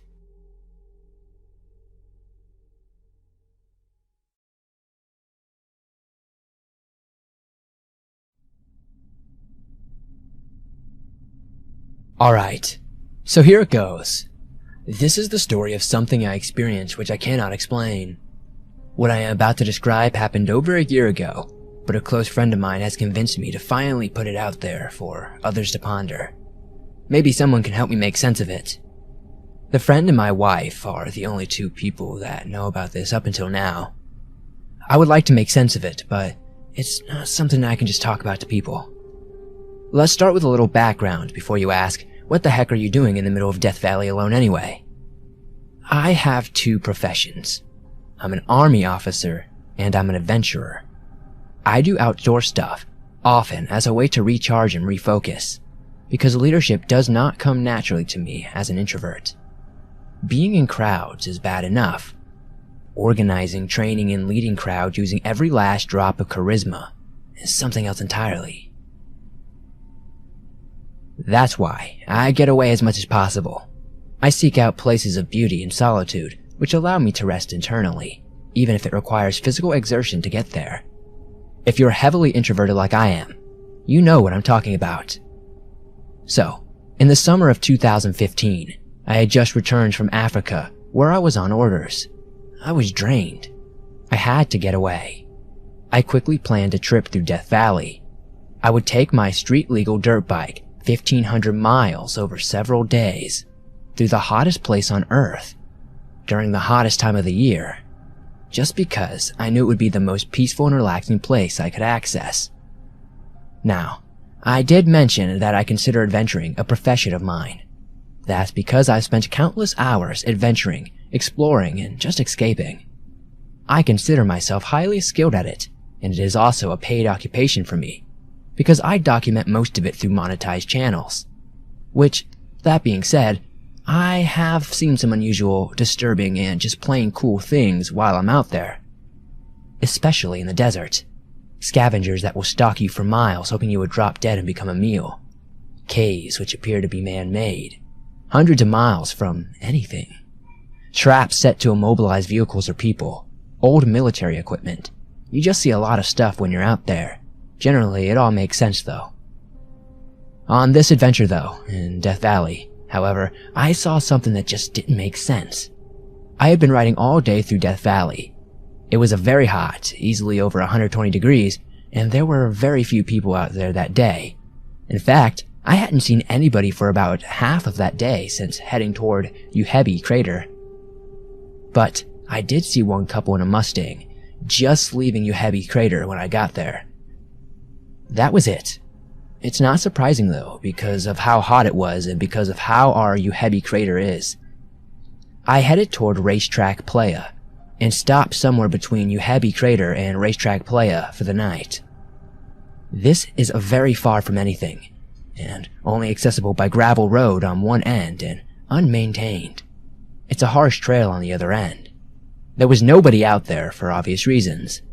I unpacked my sleeping stuff and had a meal before the sun went down. I took all of my camera batteries out and hooked them up for charge for the night. I also turned my phone off and put it on the charger as well. I left all the stuff by the bike, which was just off the road. I set up my sleeping bag a distance away from the bike and the trail. I wasn't expecting anyone to come by at all, but it was just part of my tactical plan in case of a random bad guy stumbling upon my area. My bright red bike would obviously draw all the attention, and my camouflage sleeping bag would go undetected, allowing me some time and freedom to maneuver on the bad guys. I got in my sleeping bag, bringing only the camelback, my folding knife, and my red light tactical flashlight. Everything else was at the bike. It was very peaceful. It was almost silent out there. It was warm and felt really safe and was pretty easy to sleep. However, when you're on your own, you never sleep very deeply. Your mind stays alert and ready that the little things wake you. That night, there was really nothing to wake me. It was nice until about 2 a.m. That's when the event happened. I woke up to the sounds of children. Yes, children. In the middle of freaking nowhere. Here I am being woken up by children talking. It was fully enclosed in my sleeping bag, so for a moment I just stayed still trying to figure out what the heck I was hearing. It kept going, the undeniable sound of children talking to each other. I couldn't make out what they were saying. It sounded like it was 50 meters off or so. I called out, "Hello?" Still in my sleeping bag. It stopped, just for a moment, but continued. Now, I knew for sure there had to be kids there, in the middle of nowhere. I sat up, peeking out of my sleeping bag, and turned my flashlight on. I scanned the direction of the noises, which was the opposite direction of the trail and my bike. There they were. 2 kids, 50 to 75 meters out or so, opposite direction of the trail in the middle of nowhere. They were walking, kind of wandering, looking lost and sounding lost. I couldn't tell what they were saying, but it had a tone of discussion like they were deliberating to figure out what to do or where to go. I called out again, louder this time. "Hello?" They stopped. They looked in my direction, but they were looking past me. in my direction, but not at me. Like they heard me, but I wasn't even there. I was illuminating them in a very bright flashlight. They should have been covering their faces, but they were just scanning, like they were looking for me and just didn't see me. They turned back, kept walking, and I just watched them, not sure what to do. Their noises and their images faded into the distance. I just sat there. I didn't know what to think or what to do. It was just so bizarre. After a while, I laid back down and just relaxed until it started raining at about 5:30 a.m. That's when I packed up in the darkness and continued with my adventuring into the morning. So that's what I saw. I saw children in Death Valley, over 100 miles from freaking anything, just walking, talking, and wandering, and then vanishing. Oddly enough, it didn't freak me out at the moment. I was more confused than anything. That's why I couldn't make a decision on what to do in that moment. Now, looking back, it's freaky.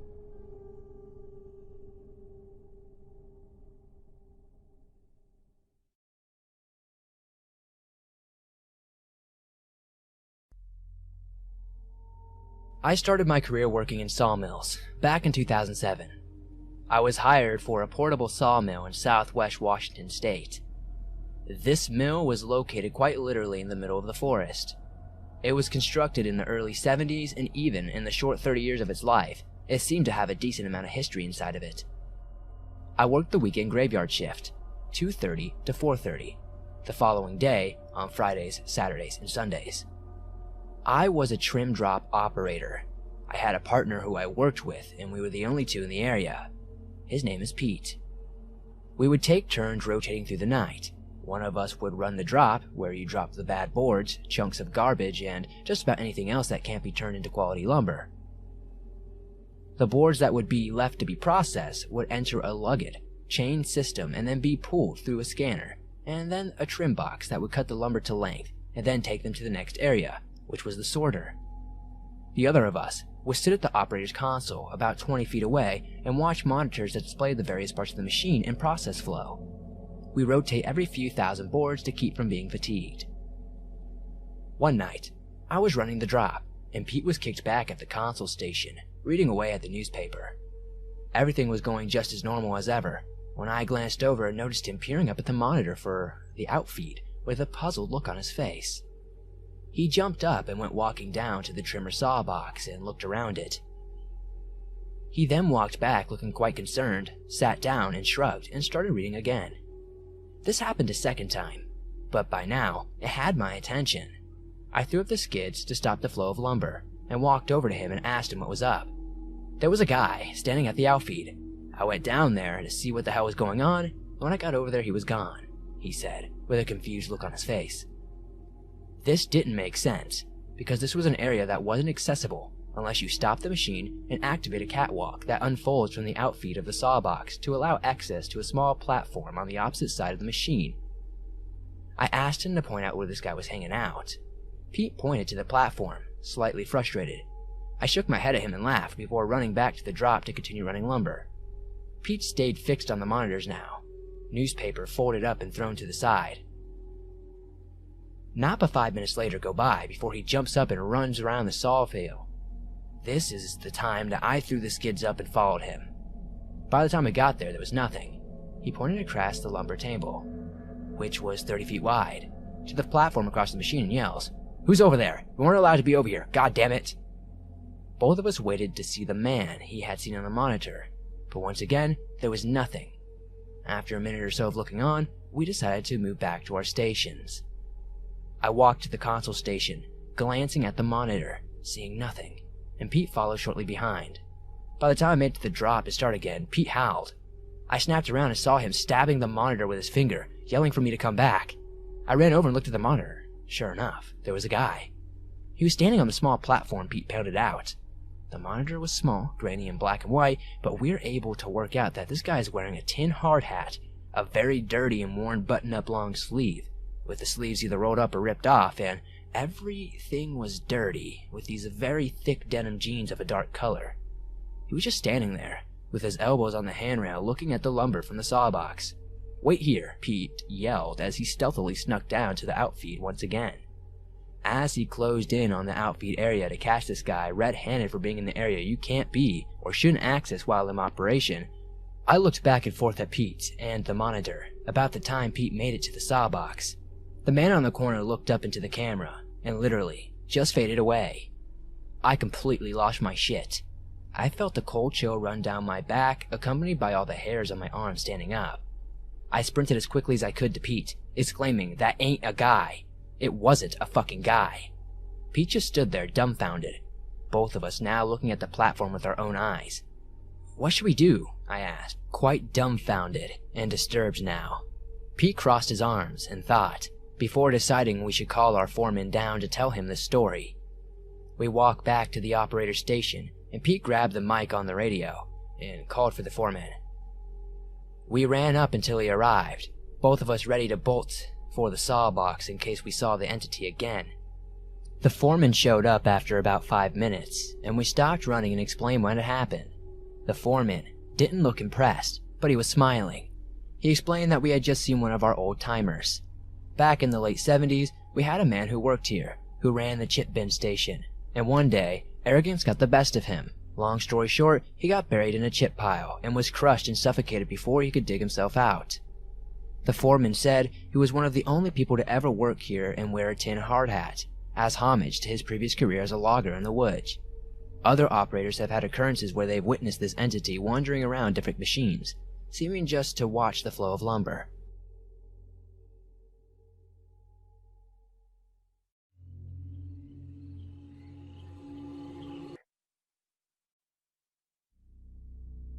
This story happened about 2 years ago, and I still occasionally think about it.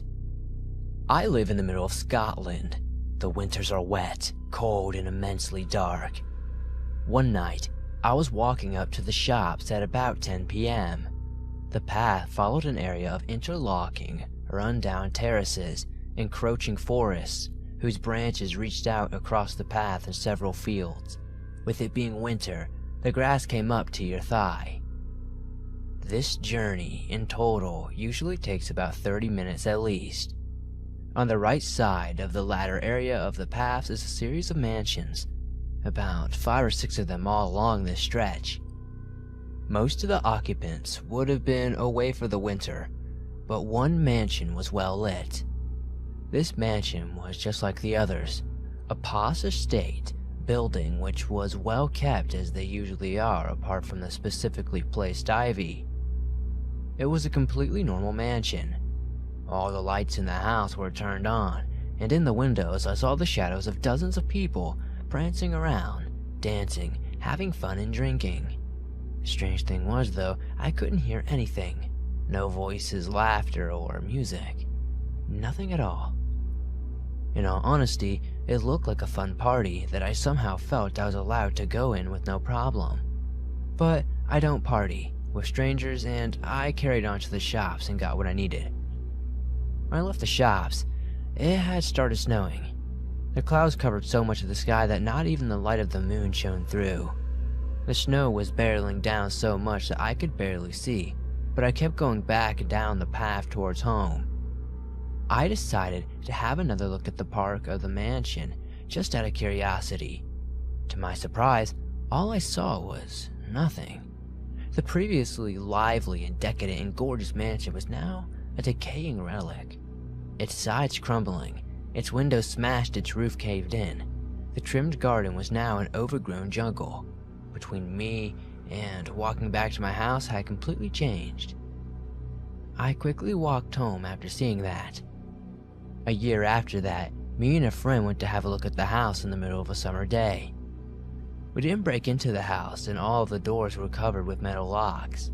During one day, the house was kind of beautiful, like a little overgrown, isolated paradise, with many kinds of beautiful and colorful flowers dotting around the area.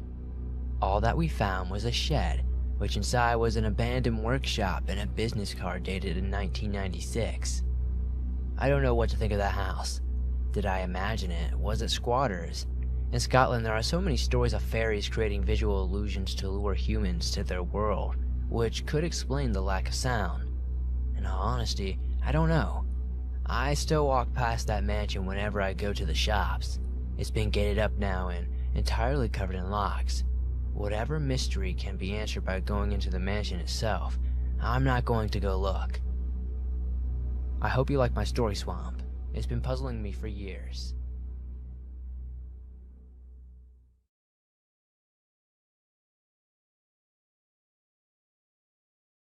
I was 10 or 11 years old when I got on a camping trip with my dad's friend Bujo and his wife and kids. We'd been friends for a while, so we considered each other family. We were camping up in Granbury. I think it was Sunset Point Campgrounds, but I don't really remember the name. Anyway, one night my dad was telling cheesy campfire scary stories. I had started to black out when I heard he mentioned red eyes. Apparently the story was connected to the campgrounds, but before he had started it, cause me and my cousin Jade had already heard it before, my aunt and uncle put us out of earshot and told us we would take their headlamps that had an infrared setting on them and scare the living crap out of the boys. So we lied and said we'd go into the bathroom and went up to the camp spot above the one everyone was at and waited until my dad had gotten to a good part to scare my little cousins and brother. We turned on the infrared lights and then started to call their names out one by one until finally little Bujo got so scared he jumped out of his chair and pushed my brother and his younger brother Noah out of the way, and he dashed from his chair to the camper to the mattress in seconds, leaving Noah and my brother in the dust. Everyone sat in their chairs, laughing their heads off. Soon everyone called it a night, while me and Jade were in the spare room of my camper, messing around. It was midnight and we were watching movies on my laptop, when Jade had to go to the bathroom for real. I went with her because, to be honest, I was scared of being alone. I was standing outside the bathroom, when somewhere in the thick spread of trees, I heard a stick snap in half. I had thought it was just an animal, but then I noticed footsteps coming towards me, so I pointed my flashlight in the direction of about 3 or 4 trees, and saw a guy's head poking out from behind a tree. The guy looked like he was in his mid-40s, but there was something off about him. I quickly turned my flashlight off for 10 seconds, and then turned it back on, and when I looked back at the trees, he wasn't there, but instead, behind the tree in front of me. I panicked and banged on the bathroom wall and yelled to Jade, "Jade, hurry up!" There was no reply. "Jade!" Still no reply. By this time, he wasn't hiding behind the tree anymore. Instead, he was standing at the edge of the tree line, just staring at me with lifeless eyes. I once again banged on the wall and yelled at Jade, "Hurry up!" The man started to inch closer and closer while I was backing up. Being the only paranoid person in my family, I had my pocket knife and pulled it out. After thinking I'd run away, Jade finally came out, but was confused why I had the look of terror plastered on my face, until she herself saw the man. This time, when Jade came into his view, he smirked and broke into a run towards us. We'd gotten a good distance away from him, when some people that were still apparently up asked what we were running from, so we explained everything. They then called the park rangers and told them everything, and then the rangers walked back up to our campsite. The very next morning, they found the guy wandering around other people's campsites, stealing food from bear-proof boxes or whatever.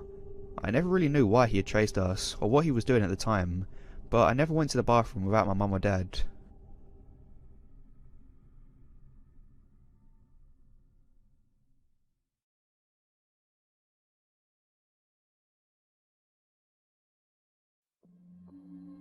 I've got a good one for you.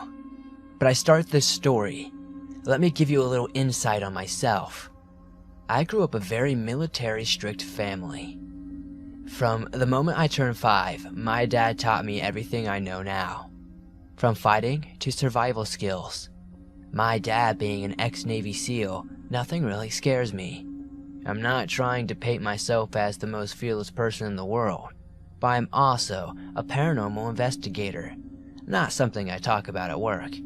But after having my fair share of experiences, I grew to love it, and it's always interested me. So from putting away some of the worst people in the world and my fair share of seeing the creepiest shit, nothing honestly scares me. This story takes place several summers ago. 2 of my friends, Craig and Justin also being in law enforcement, and the other friend, a firefighter, decided to go camping. I always felt so comfortable in the woods. As I said, my dad taught me everything I know. We would just spend days in the woods, just living off the land. My friend knew of very remote areas up in New Hampshire. I don't recall the location. I was actually excited because I hadn't been camping in years. It took us some time to finally find a good spot to get a good idea of the area. I felt like we were on another planet. We set up our tents, gathered up some firewood. All of us had brought MREs, ate, sat around talking for what felt like hours. We all were pretty tired and decided to head to bed. I settled into my tent and quickly passed out. I was awoken up at maybe around 3 a.m. to this horrible feeling. The only way to explain it is the need to fight or flight. Now, I was always carrying a gun on me, my Beretta 92. It never really leaves my side. I sat up and looked around my tent. It was small enough that there wasn't much space. Here's the creepy part. I remember my father used to tell me to listen to the woods, the animals, and night crawlers, and they will tell you something is wrong. You won't hear them, and that's it. I heard nothing.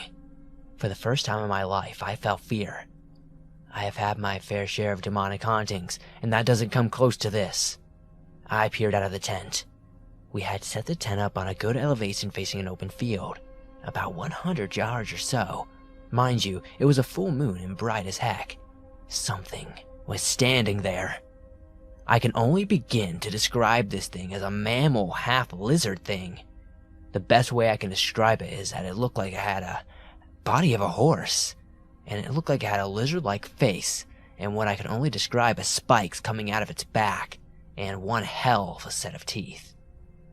At first, I seriously thought someone was in a costume messing with us, but I couldn't shake the feeling that I was getting from this thing, an unearthly one. I did notice it looked like something. I couldn't make out what kind of animal it was, but it was probably the size of a raccoon.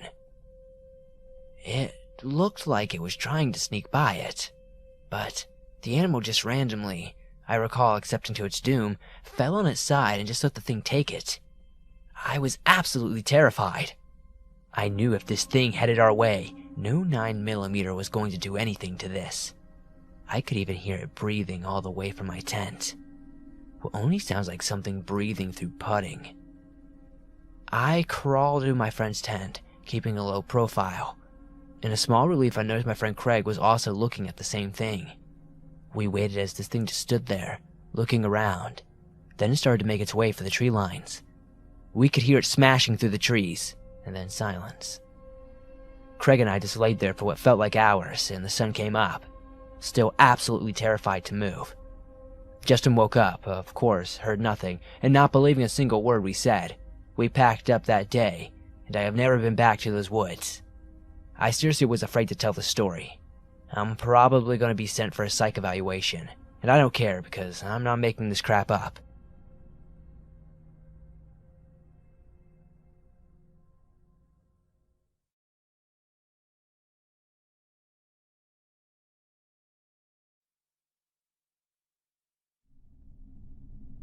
I have several stories, but I'm only going to do the ones that stand out the most. They're all dealing with what I personally believe is a raven mocker. I believe that because I'm a Cherokee. It's a shapeshifter, and it's only been seen once in almost a decade worth of encounters. At least in human form anyway. There isn't much information on them, but I know they're usually invisible, and I've been told they can take many forms. First three stories all occurred while I was outside, near wooded areas after dark. For some reason it likes to stay in the woods. Others are dream attacks, and a few are extremely unusual animal encounters. These all take place starting from when I was maybe 11 or so, and continue on up to today. I'm 22 now. I apologise in advance if it's long. I tried to include as much detail as possible. The first one happened at my grandmother's house. Me, my oldest cousin Tristan, had decided to go outside after everyone else had gone to bed. We were out in the shed, talking and smoking cigarettes, when I heard my grandmother call my name. I freaked out because I thought we were busted. Got even more freaked out because it sounded like it came from behind the shed, and we knew she was in the house, which was in front of us. Now to finish the story, I have to tell you that my cousin is a hillbilly from up around Black Mountain that was really into instigating things. I'm an Indian, and I was raised by old Indian folk. I knew there were some things you should fear and respect, but mostly fear. So anyway, he wants to check it out. Peer pressure is a hell of a drug. So we went to look.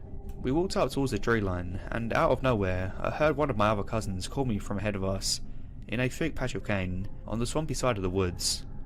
Then my dad called me, followed shortly by my aunt, both of whom we knew were nowhere in the general vicinity of that house. This thing had literally mimicked a nice percentage of my family at this point, and I have crept up to within 5 feet of that patch of cane, and I'm still edging forward. Now there's a tree just behind the bushes, and up about 15 feet there's a branch. That branch started shaking, and I heard leaves rattle. When I looked up, I saw something falling from the branch. It almost looked like a large bird, but I didn't really get a good look at it. As soon as it landed, it sounded like something started running ahead of us through those bushes. If I had not experienced the events that happened up to this point, I'd have thought it was a bear charging towards us. It's the only logical answer. If you looked across the top of the cane, you could see the taller ones parting. This thing was big, fast, and really heavy. It looked like it was going to make one hell of an entrance, with sounds to match. The footsteps sounded heavy enough to be mistaken for a horse, but my ear said it was running upright on 2 legs. Right before it got to the edge, it just stopped. We were too shook up to even move. We just stood there. When I finally regained my mobility, I walked backwards all the way to the house. I didn't take my eyes off the tree line once. We got inside, and as soon as we closed the door, something hit it. Tristan opened it up to look, and there was nothing, so he closed it and locked it. We turned around and started to walk away, and it happened again. It hit harder this time. We looked at each other and went straight into the living room. We sat there in the darkness and didn't move, or say a word, until the sun came up. This second story happened at my house in my backyard. My buddy Fernando was staying over this particular night. I and Fernando had set up a tent and were planning on camping outside that night. We were in the house, getting something to drink, and I started to head back outside while Fernando was playing outside in the fridge. So we had this really weird cat at the time and just showed up out of nowhere. It would show up and creep around the edge of the woods and just watch me all the time. Sometimes he would glare at me at night while literally peeking around a tree. All you could see was a cat-shaped black outline with 2 eyes that glowed a bluish green colour when the light hit them. It was unnerving. Occasionally it would make these really unusual sounds that were kind of cat-like and not very cat-like at the same time. Almost like a cat was mixing a completely unnatural sound with a different animal. It only did the weird noises at night. We had a lot of cats that hung around, but they didn't make noises like this. The other cats seemed to be a little weirded out by him sometimes. They would avoid him, and some left entirely after he started showing up. Anyways, this particular night I walked out the back door, and he was sitting in the middle of my backyard, glaring at me as usual. So I took off in a full sprint and chased him out the yard, past this line of tall bushes that blocks out the porch light. He ran into the woods, and I don't ever recall seeing him again after that. I turned and started to walk back, and immediately it felt like some kind of heavy wind just blew through me, and I heard the unmistakable sound of a cougar. This thing sounded pissed, and it couldn't have been more than 5 feet behind me. I made a good 50-yard dash to the back door in about 3 seconds. Fernando was on his way out at the time, and had seen the whole event from the window in the back door. Fernando pushed the door open and I ran inside. His eyes were damn near big enough to use for dinner plates. Mine probably weren't much smaller. He said something along the lines of, "Did you see that?" And I replied with, "No, but I heard it."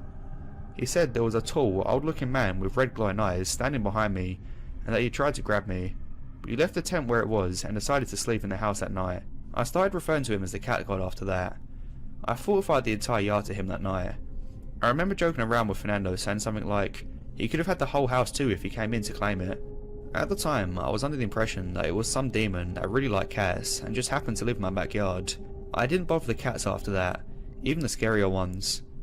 Later I came to the conclusion that the cat was some kind of shapeshifter, and it turned into the red-eyed man that mocked the cougar, or the other way around, one of those. This next story also happened in my backyard, but at the other end of the line of the tall bushes that cuts through it. My dog was hooked up on a tree that stood maybe 20 feet in front of this old barn behind our house. This old barn is where we store the tractor. It's pretty much an old, unfinished shack. It has 3 rooms and only has walls, mostly just plywood. The other 2 are pretty much a tin roof and some 2x4s that hold it up. So anyway, I'm pacing back and forth, lengthwise of the dog runner, and I'm talking to the creator, usually stopping to pet my dog. I know it's weird, but that's how I pray. I pace a lot during the summer, especially in the few days leading up to, during, and after a full moon. My neighbours probably think I'm a werewolf. Anyway, I'm doing my normal pacing ritual, and I start to get this really weird feeling like I'm being watched. I'm very sensitive to spirits and things like that, so I almost immediately locked on to the general direction of where I thought it was coming from. And my dog made it clear that it wasn't just my imagination when she perked up and started staring in the same direction. She started alternating between deep growls and deep hush barks. The hair down her back was standing right up. Now remember that the bushes blocks out all the porch light, and in the summertime, the trees back there are so thick that even the brightest full moon won't light up the tree line. Plus, the tin roof blocked out any light that did get past the trees, so it was near pitch black under that shelter. I made the mistake of saying, "I know you're there, show yourself," because I'm a dumbass. That made everything get 1,000 times worse. Instantly, this invisible thing starts attacking us. My dog starts pulling away, whimpering, and trying to yank her head out her collar. My entire body tenses up from the almost electrical energy in the air. A horrible smell that I can only describe as death starts floating around. I felt paralysed and really sick to my stomach, and it only seemed to get worse. Wherever it was just seemed to be focusing its, I don't know, intent on me, I guess. Some terrifying intent, and it only seemed to get worse. I started getting short bursts of horrifying visual images. My chest started to feel like someone had set my insides on fire and started squeezing my lungs, and I couldn't even run. Eventually I blacked out and went into some kind of trance. When I came back out of it, I was just standing there, staring at that spot. My entire body was sore and I felt nauseous. I unhooked the dog and walked to the back door and went inside. That night I went to sleep and didn't get out of bed for nearly 2 whole days. I was sick as a dog. It took more days to fully recover. After that, you couldn't pay me to go into the woods at night. Hell, I wouldn't even go back in there in broad daylight for a few months afterwards. The next few stories are dream attacks mostly. I have a lot of those these days. I figured that's due to how incredibly difficult it is to lure me outside at night. After the 3 physical encounters, let's just say my paranoia kicks in for literally no reason at all sometimes. The slightest odd feeling and my ass is indoors, armed to the teeth, with the house at lockdown. I just assume Catco is experimenting with new tactics because of this. So anyway, time passes and it's mostly just little stuff for a while, and then it starts to flare up again. This thing likes to announce his presence when he starts feeling a little uppity. The next few stories are from one of his recent uppity moments. So the strange sounds, knocking on the floors, and feelings of being watched start to become increasingly more frequent, and then one night I hear this very aggressive barking coming from my front yard. Dogs pass through our yard all the time. I make friends with most of them. Shoot, I make friends with pretty much all the wildlife that I come across, even spiders and snakes. They're attracted to me for some reason, but not this dog. The first night I didn't see him.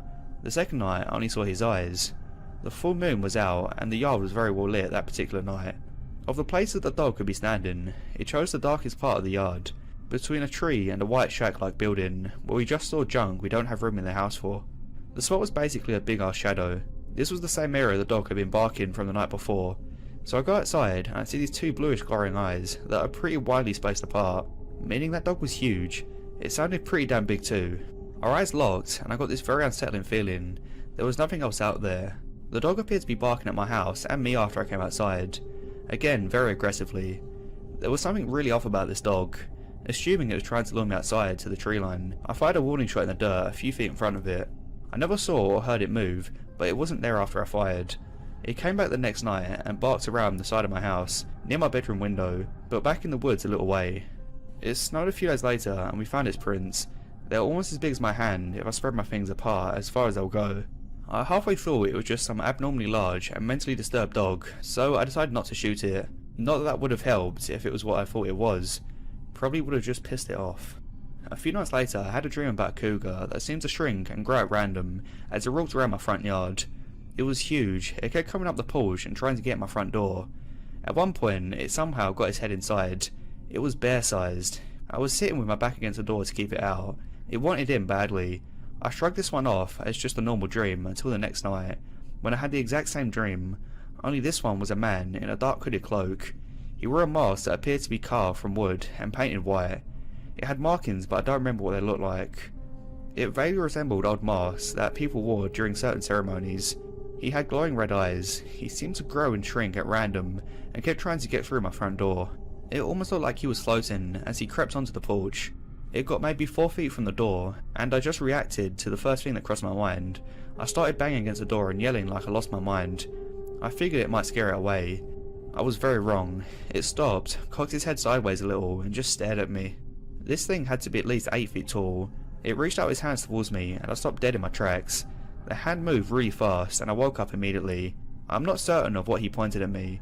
I want to say it looked like a gun, but it could have been a gloved hand.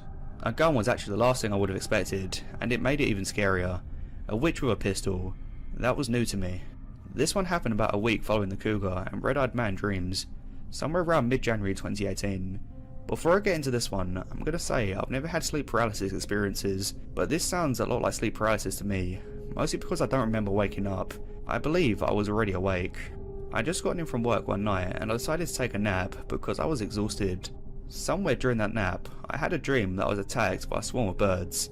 I say a swarm because there was literally a fuck ton of them. Pardon my language. Like kicking a huge hornet's nest with birds. They pinned me down and held me there. I struggled for a while, then I woke up. I was laying on my back in my bed. Same way the birds pinned me down in the dream. I was stone dead tired, so I closed my eyes and started to go back to sleep. And then something hit me, and then another and so on. This startled me a bit because for some reason I couldn't hold my eyes open. I struggled a little and realised I was still pinned down. I started to get the feeling that something was in my room with me, and I suppose it became aware that I was aware of it. I started to hear this quiet laughter, more like crackling to be precise. It was like the thing was trying to be quiet, but not too quiet. It wanted me to hear it. It kept up this evil laughter and throwing what I thought were twigs or something at me. This went on for what felt like maybe 10 minutes. The whole time I was struggling to hold my eyes open and turn my head to face it, but I couldn't. Finally I gave up. I never went back to sleep, but after a little while I couldn't sense it anymore. The twig throwing or whatever stopped as well as the crackling. I slowly started to regain the control of my hands and eventually the rest of my body. I opened my eyes, sat straight up, and finally got to look at the damn corner. Nothing. What was really weird is I don't move a lot in my sleep, and I normally sleep face down. I always wake up exactly how I fell asleep. I don't sleep on my back with my hands by my sides. I don't sleep on the side of the bed either. I woke up in the same position I was pinned down during both dreams. I only ever had one dream, even remotely similar to that one. It was probably the worst dream tag I've ever had. It was a small, almost doll-sized child, or I don't know, maybe it was a doll that talked like a child. Either way it was very small, sweet and innocent. Right up until it hugged me, it latched onto my chest like a leech and started saying these really horrible things. It began to morph into some kind of tiny hobbit monster. Its eyes turned into black holes and the skin turned grey like a corpse. It began crackling and again I became paralysed and immobile. I started to get really tired and thought I was going to die. With the last bit of energy I could muster, I managed to rip it off like a band-aid and fling it across the room. It hit a wall and its head jerked back up. My eyes met its non-eyes and I woke up. I could still feel its presence in the room. I was instantly 6 years old again. I pulled my feet up from under my blanket and sat Indian style in the centre of my bed. I was literally wearing a security blanket. My head was the only thing that stuck out. I sat there until I felt safe enough to move. Then I leaned back to grab my phone and used it to light up the room, just enough to make me feel comfortable with the idea of getting up to turn the light on. I shit you not, 6-year-old me wasn't half afraid of the dark as I was that night.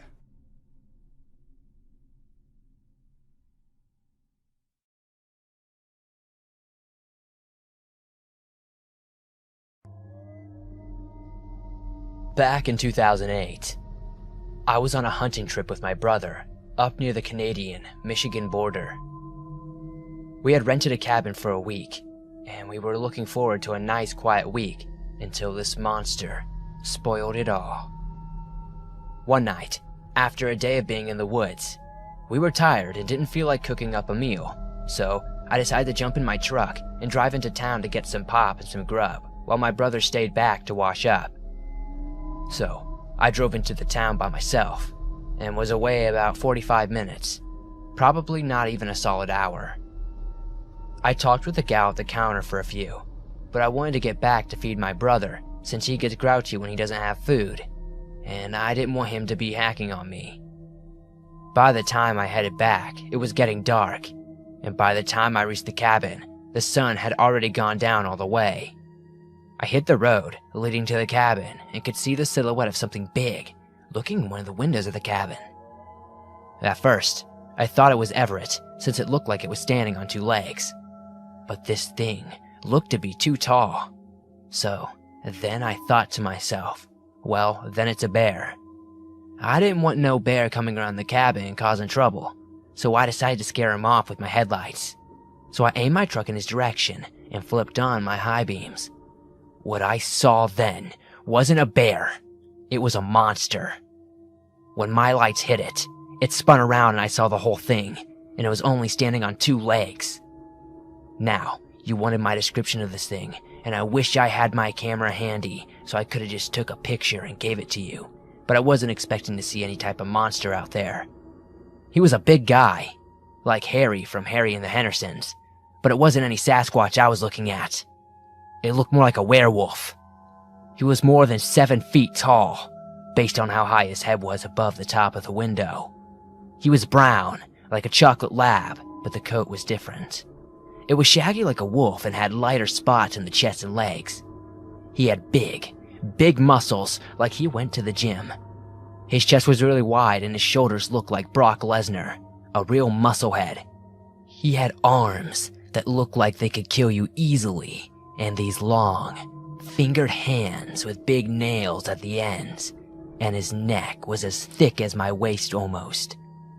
Even with all the power in his body, that ain't what scared the hell out of me. It was his face. He looked like he was madder than hell about something. Maybe because I interrupted him. Maybe that was just his attitude all day. Who knows? But those eyes, they will haunt me all my days. I believe in good and evil, and this thing was pure evil. The light reflected off his eyes like a night predator, and the rest of his face looked like a wolf: snout, teeth, nose, ears, and all just like a wolf. When this thing spun around to face me, it pivoted on his two back legs and turned just like a human would. First, he turned his waist to look at me, then pivoted face me entirely. My body went numb and I started to shake. What in the hell was this thing? A werewolf? I don't know. The only thing I could think was that it was trying to get to my brother, and he didn't have any idea what this thing was. So, I started honking my horn and flashing my lights to get it to try to go away. Then that thing put its hands over its eyes to cover it like a person would. It gnashed its teeth at me and then ran off into the woods, and it was still on two legs. I pulled right the hell up to the cabin as close as I could, grabbed my mag light and ran into the door. Left the truck running and I was calling to my brother like a crazed man. Everett ran into the living room yelling at me, asking what the hell I was doing. And I told him something was out there and we had to leave now. Luckily, my brother's a trusting man. 43 years of living with me, he should know when I'm serious, right? So we grabbed our rifles and mag lights and took off into the truck with haste. As we ran to the truck, we could both hear something big running in the woods next to the cabin, and the loudest growl I've ever heard. That growl almost shook my insides. We tossed the guns to the truck and jumped in. Everett was shining his light into the forest, but he didn't see anything. Then we took off, and we got the hell out of there. On the way back into town, I told my brother what I had seen, and he just shook his head. I think he was letting it soak in. He looked at me and said, "Arn, I think you saw yourself a werewolf." I looked up at the sky, and it wasn't a full moon. I don't know what I saw that night. We went back during the day a few days later. After going to church, I might add, and praying a lot. We got our stuff and then talked to the gentleman that rented us the cabin and told him what I had seen. He swore that he had never heard of anything like that around that before, but I got the impression he was lying to us. That's why I never go into the woods alone or unarmed anymore.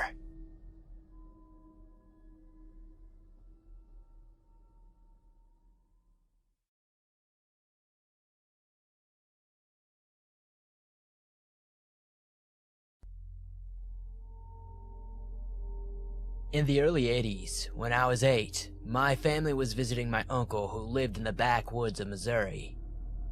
He lived on a lot of land, and the only other people who really lived on the street were relatives, so no one else ever just happened to be out there. This meant that no one ever locked their doors because random family members were always coming by for this and that. One night, while I was there, my parents and aunt and uncle decided to go to a nearby town to go bowling because bowling. My brothers, who were 11 and 12, my female cousins, 6 and 14, and I'm female, stayed home. It was still daylight when the adults left, but it started raining pretty hard and got pretty dark. We used to play this game that was essentially hide and seek in the dark house, but we cleverly called it vampire. There was a thin little mattress on the living room floor that some of the kids would sleep on at night. So the person who was it would lie on the mattress and fold themselves into a coffin and count down to midnight. When they got to midnight, they were looking for you. Again, all the lights are off, and you tried to make it back to the coffin before you got caught. Because the house was in the country, it was pitch black at night. We couldn't see the hand in front of your face. What this was meant for was the game is 1. You couldn't tell where the vampire was looking, so you just had to make a break for it, and 2, if you were extremely lazy and I'm sure by now you can guess which one of us met those standards, you could hide in the living room with the coffin and get to the base quickly. Ben, my 11-year-old brother, was it and was doing the normal countdown. I was hiding maybe 6 feet from him. As he's counting, there's a flash of lightning. I don't know if it was already looking at the living room window or if the lightning made me look, but the backlight of the lightning, I see a man with his face against the window. He had his hands on each side of his face, like he was trying to peer in, and looks exactly like the stereotypical creepster. Heavy set, scraggly beard, etc. I could feel every hair on my body standing on end. Immediately, I began trying to convince myself that I didn't see what I saw, but then Ben sternly whispered, "If anyone is hiding here, stay still."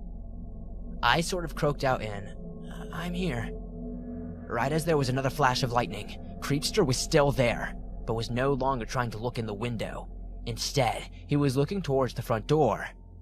Ben and I immediately knew what was coming next. From where he was standing, Creepster was only about 5 feet from the front door. Ben was the same distance, but there was a couch between him and the door. Ben leapt over the couch and looked to the door as the Creepster started trying the handle. At this point, I guess Ben decided it was best to let the creeper know that people were home and to know that he was there, because he flipped on the porch light and then started turning on the lights in the house. This is going to sound weird, but I was too terrified to panic. Having said that, I was relying completely on Ben to know and to tell me what to do. He told me to go lock the other doors and was yelling for everyone else to come out and lock all of the windows. Honestly, the next few minutes are crazy in my mind. I remember everything up until this point extremely clearly. Then, I remember the end very clearly, but I'm less clear about the middle. I know that I locked the side door and then the sliding glass door on the back of the house. When we've talked about it over the years, some people remember us seeing him out in the back door as well. I don't think I remember that. What I clearly recall is locking the sliding glass door and standing there frozen and hearing Ben, in a very calm but firm voice, say, "Close the curtain. Listen to me, okay? Close the curtain." So I did. Ben can't remember that part. I just remember my fear in Ben's voice. So I'm not sure if I saw the creepster in the backyard or not. We tried to call the police, but my aunt and uncle had a stupid party line and it didn't work.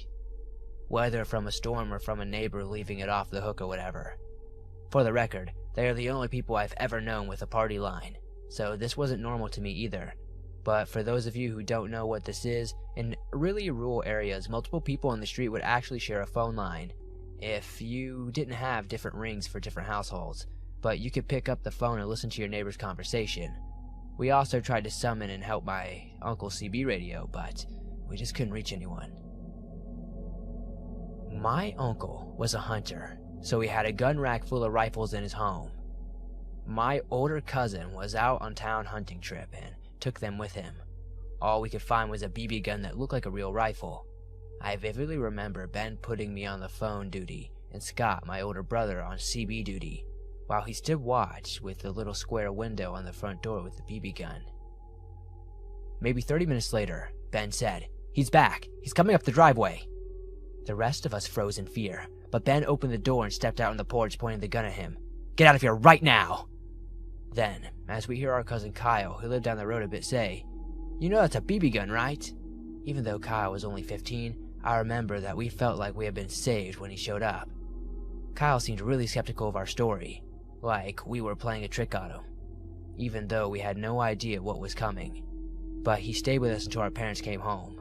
Honestly, I don't remember if we ever told our parents what happened when they got home. There was definitely no police involvement though. We just went on with our trip, but we never played vampire again without some mention of that night.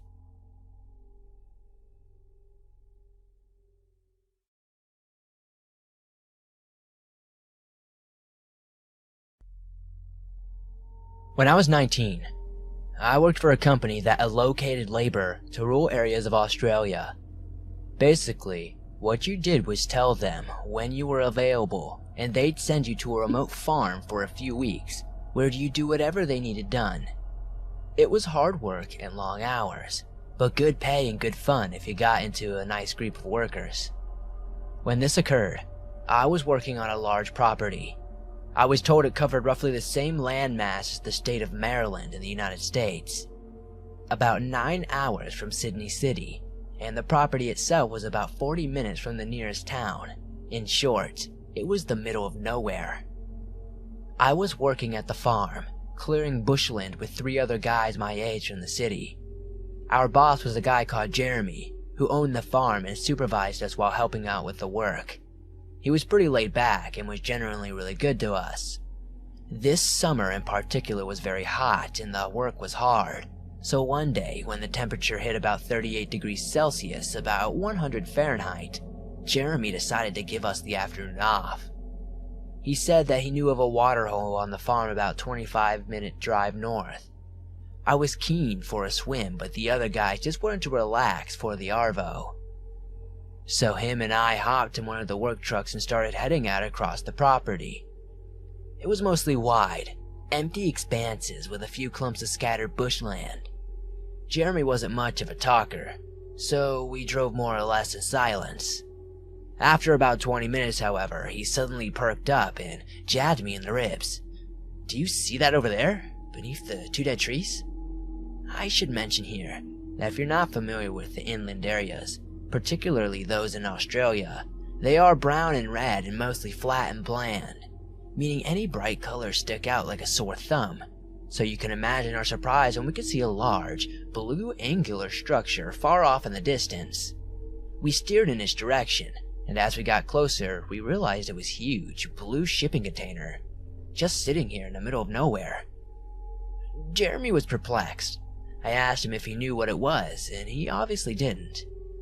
He said he hadn't seen it when he drove through the same area about 5 weeks before, and he wanted to go and see what it was. Initially, we pulled to a stop about 100 meters away from it. At this stage, I had a really bad feeling. The whole thing wasn't right. It's hard to explain, but if you can imagine seeing such a foreign object in the middle of a huge barren expanse, it had to be something weird. Jeremy, however, wanted to investigate, which I understood, given it was his property, but in truth, I was really anxious. As we got closer, things got even more bizarre.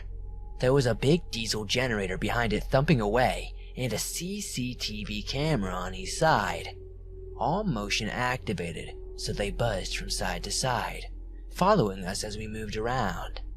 I tried to reason with Jeremy, something along the lines of, "With all the security, someone obviously doesn't want us here. Let's just go."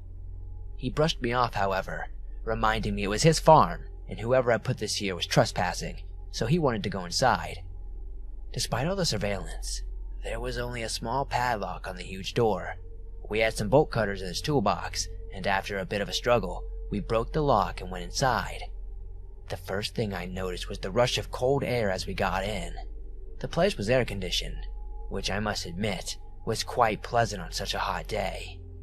We searched around for a light switch, but I could already see this was some sort of IT setup. There were flashing LEDs all around the place, and the sort of hum you hear when a hard drive is working hard. When we finally switched on the lights, we could see a sophisticated, albeit somewhat cluttered office setup. There were hard drives the size of bar fridges and other computer equipment lining the walls, sometimes piled 2 or 3 high, and plastic storage boxes scattered around, and several desks with computer monitors arranged in the middle, complete with rolling office chairs. At this stage, I felt like I was in one of those nonsensical dreams. This made absolutely no sense. We wandered to the middle and sat down at the desk to see if these computers would give us any idea of what the hell was going on here. My heart was racing, and all I wanted to do was bolt. We had been seen by the CCTV, so if anyone was monitoring, they already knew we were here. Jeremy, on the other hand, was adamant that we had to get to the bottom of this, so I put on a brave face and started looking through the computer. This went on for a while, but in short, neither of us had high grasp of technology outside of Facebook and Microsoft Word. The best I can describe it from my lay position is that it was an endless list of computer talk. It was like the old Napster or LimeWire download screens looked like, just constantly picking up and receiving data, then recording it on several windows.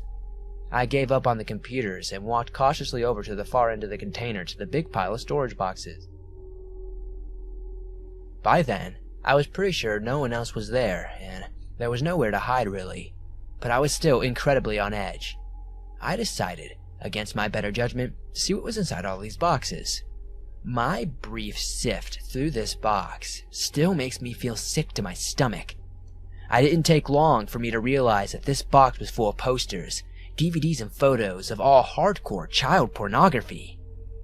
One thing that still gets me to this day is that it was neatly ordered into folders in smaller boxes. These people were organized. I immediately recoiled, jumped up and ran over to Jeremy. I could hardly string out a sentence.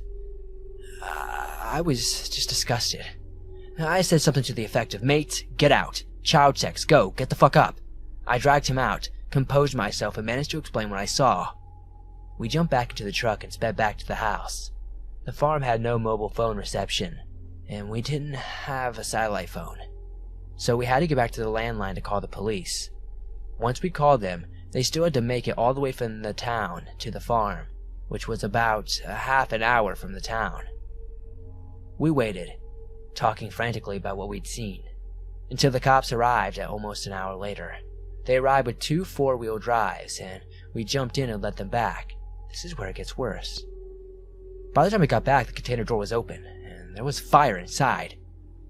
We had only 2 small extinguishers in the cars, and these did very little. The fire department took an hour to get there, which by that stage most of the damage was already done. An arson report by the federal police found almost no evidence of the computer equipment, and only traces of paper and cardboard. This means that whoever ran it knew we were there and had time to come and remove most of it and get away. There were various ways to get off the property, and the landmass was huge, so there was no real way to tell them, honestly. Since the police hadn't taken us all too seriously in the first instance, probably due to our poor explanation on the phone, aerial surveillance was also impossible by the time we had pieced it all together. I took a keen interest in following it up, but with no real evidence of who might be responsible, the investigation went cold. I've kept in contact with Jeremy, and the shipping container is still sitting there on the farm, as it's too expensive to move. I'll never forget what I saw in those boxes.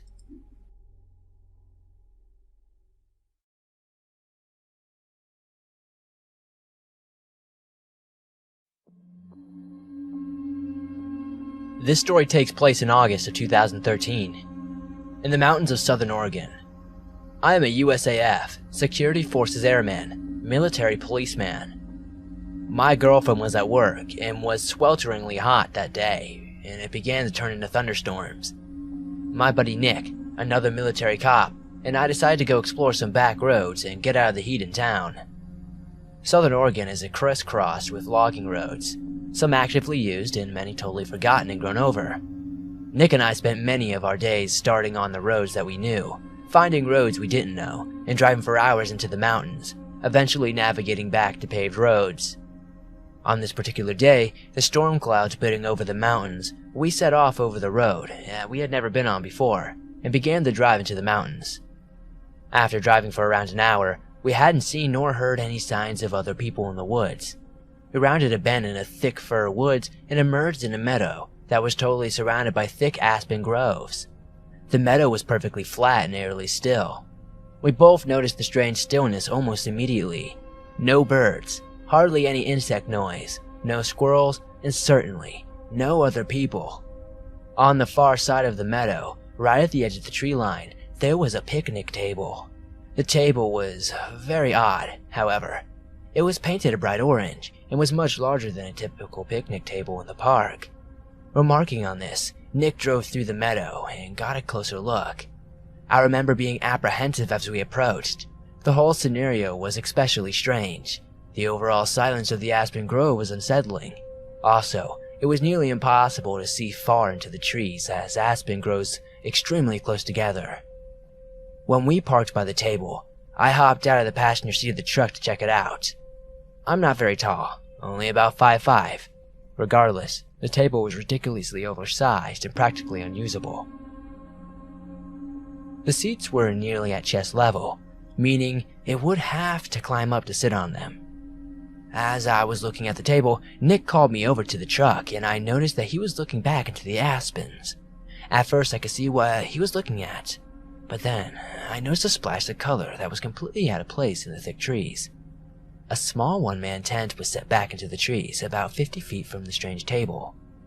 I had an initial feeling of dread and felt certain that there was someone in the tent, and if we could see that tent, they could see us.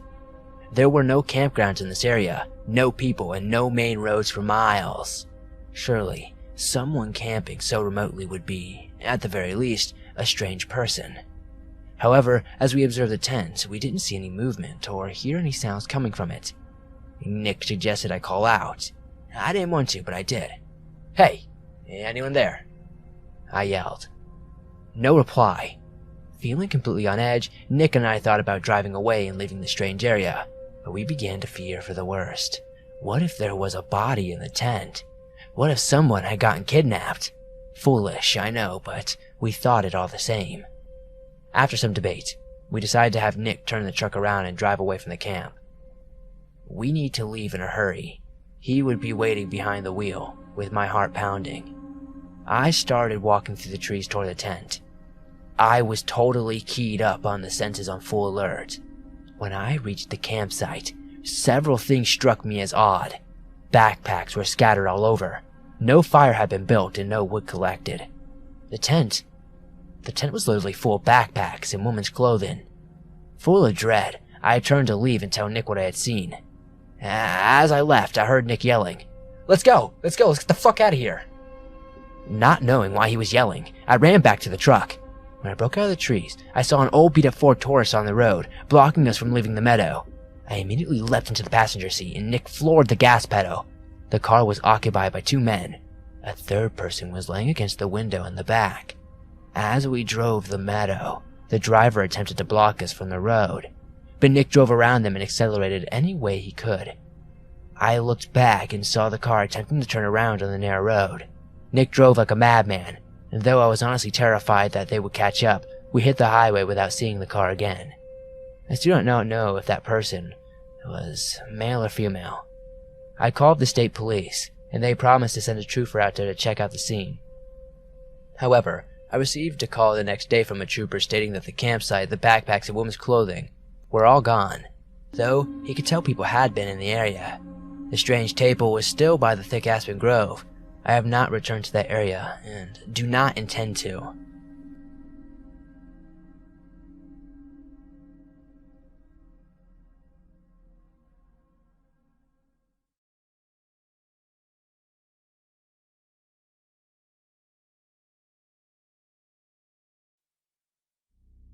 To preface this, I want to say last year, I spent about 32 days in the woods, either scouting, hunting, or fishing. The year before that, I spent about 22 days. This doesn't include my regular hunts and camping adventures, which in the past 3 years adds up to just over 100 days. I've been hunting since I was 9, and I spent a lot of time outdoors, in various different parts of the US and in Canada. I've seen and heard a lot of strange shit, but this takes the cake. I was in Cahuta, North Georgia wilderness, for 7 days scouting for bears, wild hogs, and deer, prepping for a hunting trip later that year. I had hiked in about 10 miles, and then went off trail for another 3 to 5 miles. Basically, I was out in the middle of nowhere. Since I was alone, I was using a hammock that was built into a bug net, and I had a rain fly over it. I spent about 3 days halfway up a mountain, just looking for a good place to hunt. I saw 3 to 4 good-sized bears, about 10 hogs, and came across some good-sized deer. On the 4th day, I was going to head down to a small stream that I had marked on my GPS, and then set up camp, restock on water, and prep for the 2-day hike back. I could have gone faster, but I wanted to be able to look for any animal sign along the way. As I was approaching the small stream, I noticed a tent which I was excited to see, as I had been completely alone for a few days, and it's always nice to run into another hiker. Generally, us wilderness folks are pretty down to earth. As I got closer to the tent, I noticed that there was a small pack on the ground, just outside of it. I figured the person wouldn't have been that far from their camp, So I set up my camp about 30 yards away, and with about 4 hours of daylight, started cooking some dinner. 2 hours later, I started to wonder where this person was. Given that I was in the wilderness and it was a 1+ day hike out, there wasn't much I could do, but I did hike around the site, making a circle as I went out to make sure I looked for any signs of struggle in case of a bear attack, or maybe they had an injury. I got about 1/4 of a mile from the campsite, walking a circle, but I couldn't find anything. As night came, no one showed. I started a fire in hopes that the person would be able to find their way back and have some light. Fires burn really bright and are very easy to see from far away. After eating, searching, and hoping that the person was going to make it back, I called it a night. I had a small flask with me and took a couple sips of whiskey, jumped in my hammock with my pistol, and attempted to go to sleep. I sleep pretty hard. I mean really hard, regardless of where I am.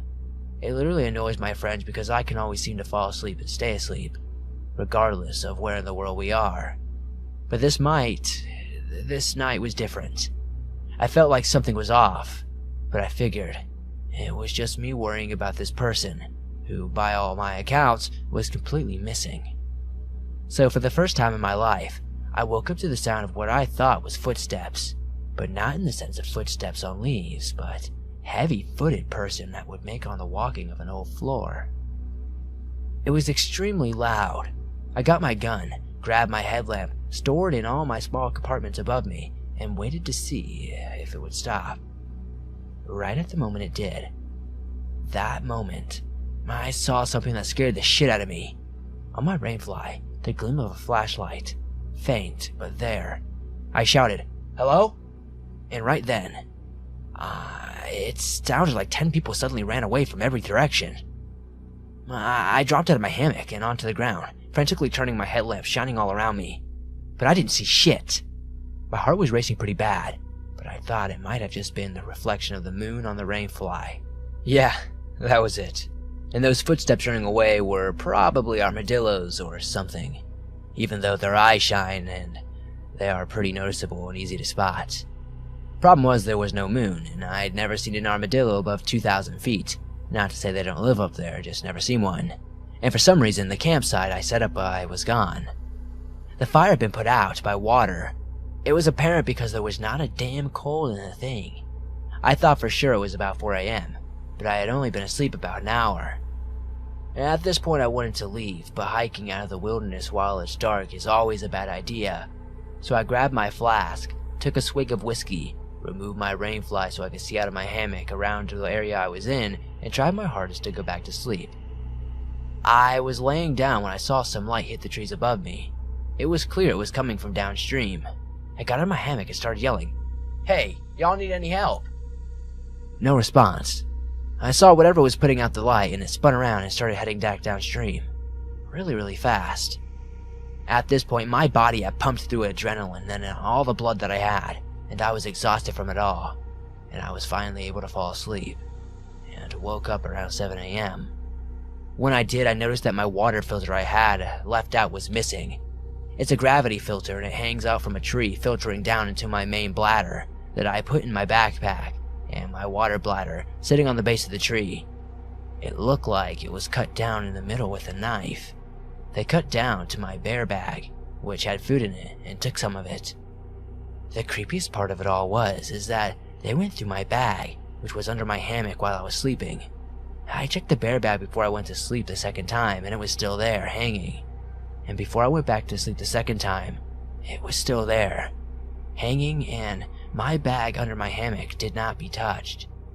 I packed up all my shit and hightailed it out of there, keeping my pistol close to me and moving as fast as I could. I ended up making the hike back in just under 15 hours. I hiked the trail part at night because I wasn't about to spend another night out there. I didn't see anyone out on my way out. There were no cars parked at the trailhead, and the DNR said they had only seen my car there. Since then, I haven't gone out there without any friends. I reported all this to the local DNR, and they looked at me like I was crazy. And maybe I am.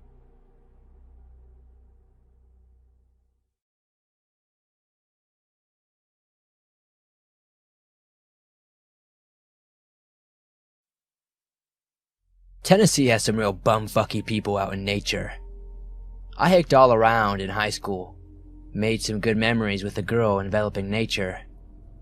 Tennessee has some good roads to popular hiking sites and tons of mini trails branching off. Sometimes you need to know what to look for as far as a trail marker goes, but the interesting ones are always good ways out. There's one spring waterfall that spills across a mossy, granite wall, towering over a shallow stream that empties into a decent-sized pond. I went out there with a friend last time, and we got separated on the way out. I have no freaking clue how this happened. We've each been hiking for 10 years. I've run over it 1,000 times in my head, and it has to be this one ledge system. To get to the top of the fall, you need to take a longish detour that has a lot of old wooden railings and a 3-way branching ledge system. Okay, so I've taken all 3 routes and ended up at the same spot. They take maybe 3 to 4 minutes to blast through, and they're kind of like rocky corridors. I don't take the left one anymore because I'm 90% sure these big stains in the middle are blood, and I don't want to know what happened there. It's odd because the left is by far the most inviting. Flowers bloom and vines are etched into the moss-matted bedrock. Anyways, I'm 45 seconds ahead of her and opt for the right of the path when I realize I should tell her to avoid the left. It's really hard to reverse given the sloping angle of the path and a few short drops that become narrow climbs. Fuck it. Faster if I speed through and yell down. I get out to the right corridor, swing around where the middle path drops off and yell. No reply. She took left. I run over and climb into the left corridor, thinking she saw the stains and freaked out. It looks like someone got bludgeoned to death, to be fair. She's fucking gone. Ashley! Nothing. And that's what made my hair stand up. I literally heard nothing. No birds, no hum of the forest, not even wind. I traced left all the way back and noted a few side passages. If you miss a couple of jumps, no bodies were in the middle though. Good. I figured I may as well get to the top of the falls where I can somewhat get an aerial view. I get there and Ashley is sitting there waiting for me. She says she took the left path with the trail guide. What? There are no trail guides. There are rangers, but she knows the difference. They wouldn't be in the rock labyrinth.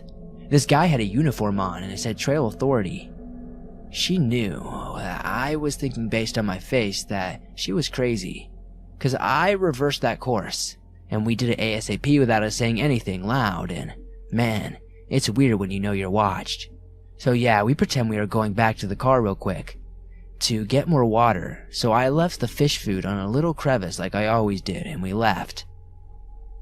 She showed me this weird side patches that could not have existed a year before. I walked all the way around, and you had to crouch, but you could walk through the labyrinth if you get through it. Hindsight, we should have taken another way. I think he lives in those tunnels, she said, and kept trying to lead her in different directions. But she just followed the light and saw him standing in the tunnel as she walked the rest of the way to the top. That man was very creepy. He was sitting there, staring at her. That means he also knew that I was looking for her. That means she followed him before seeing the blood spatters all over the floor and walls, and that's not the totally fucked part. The fucking fish food on my hood of my car. It was put there by someone. Her water bottle was gone too. She had it caberneered in her pack, so he must have snuck up and taken it at some point. We hiked fast too, and never went back out, and we refuse to ever go back there.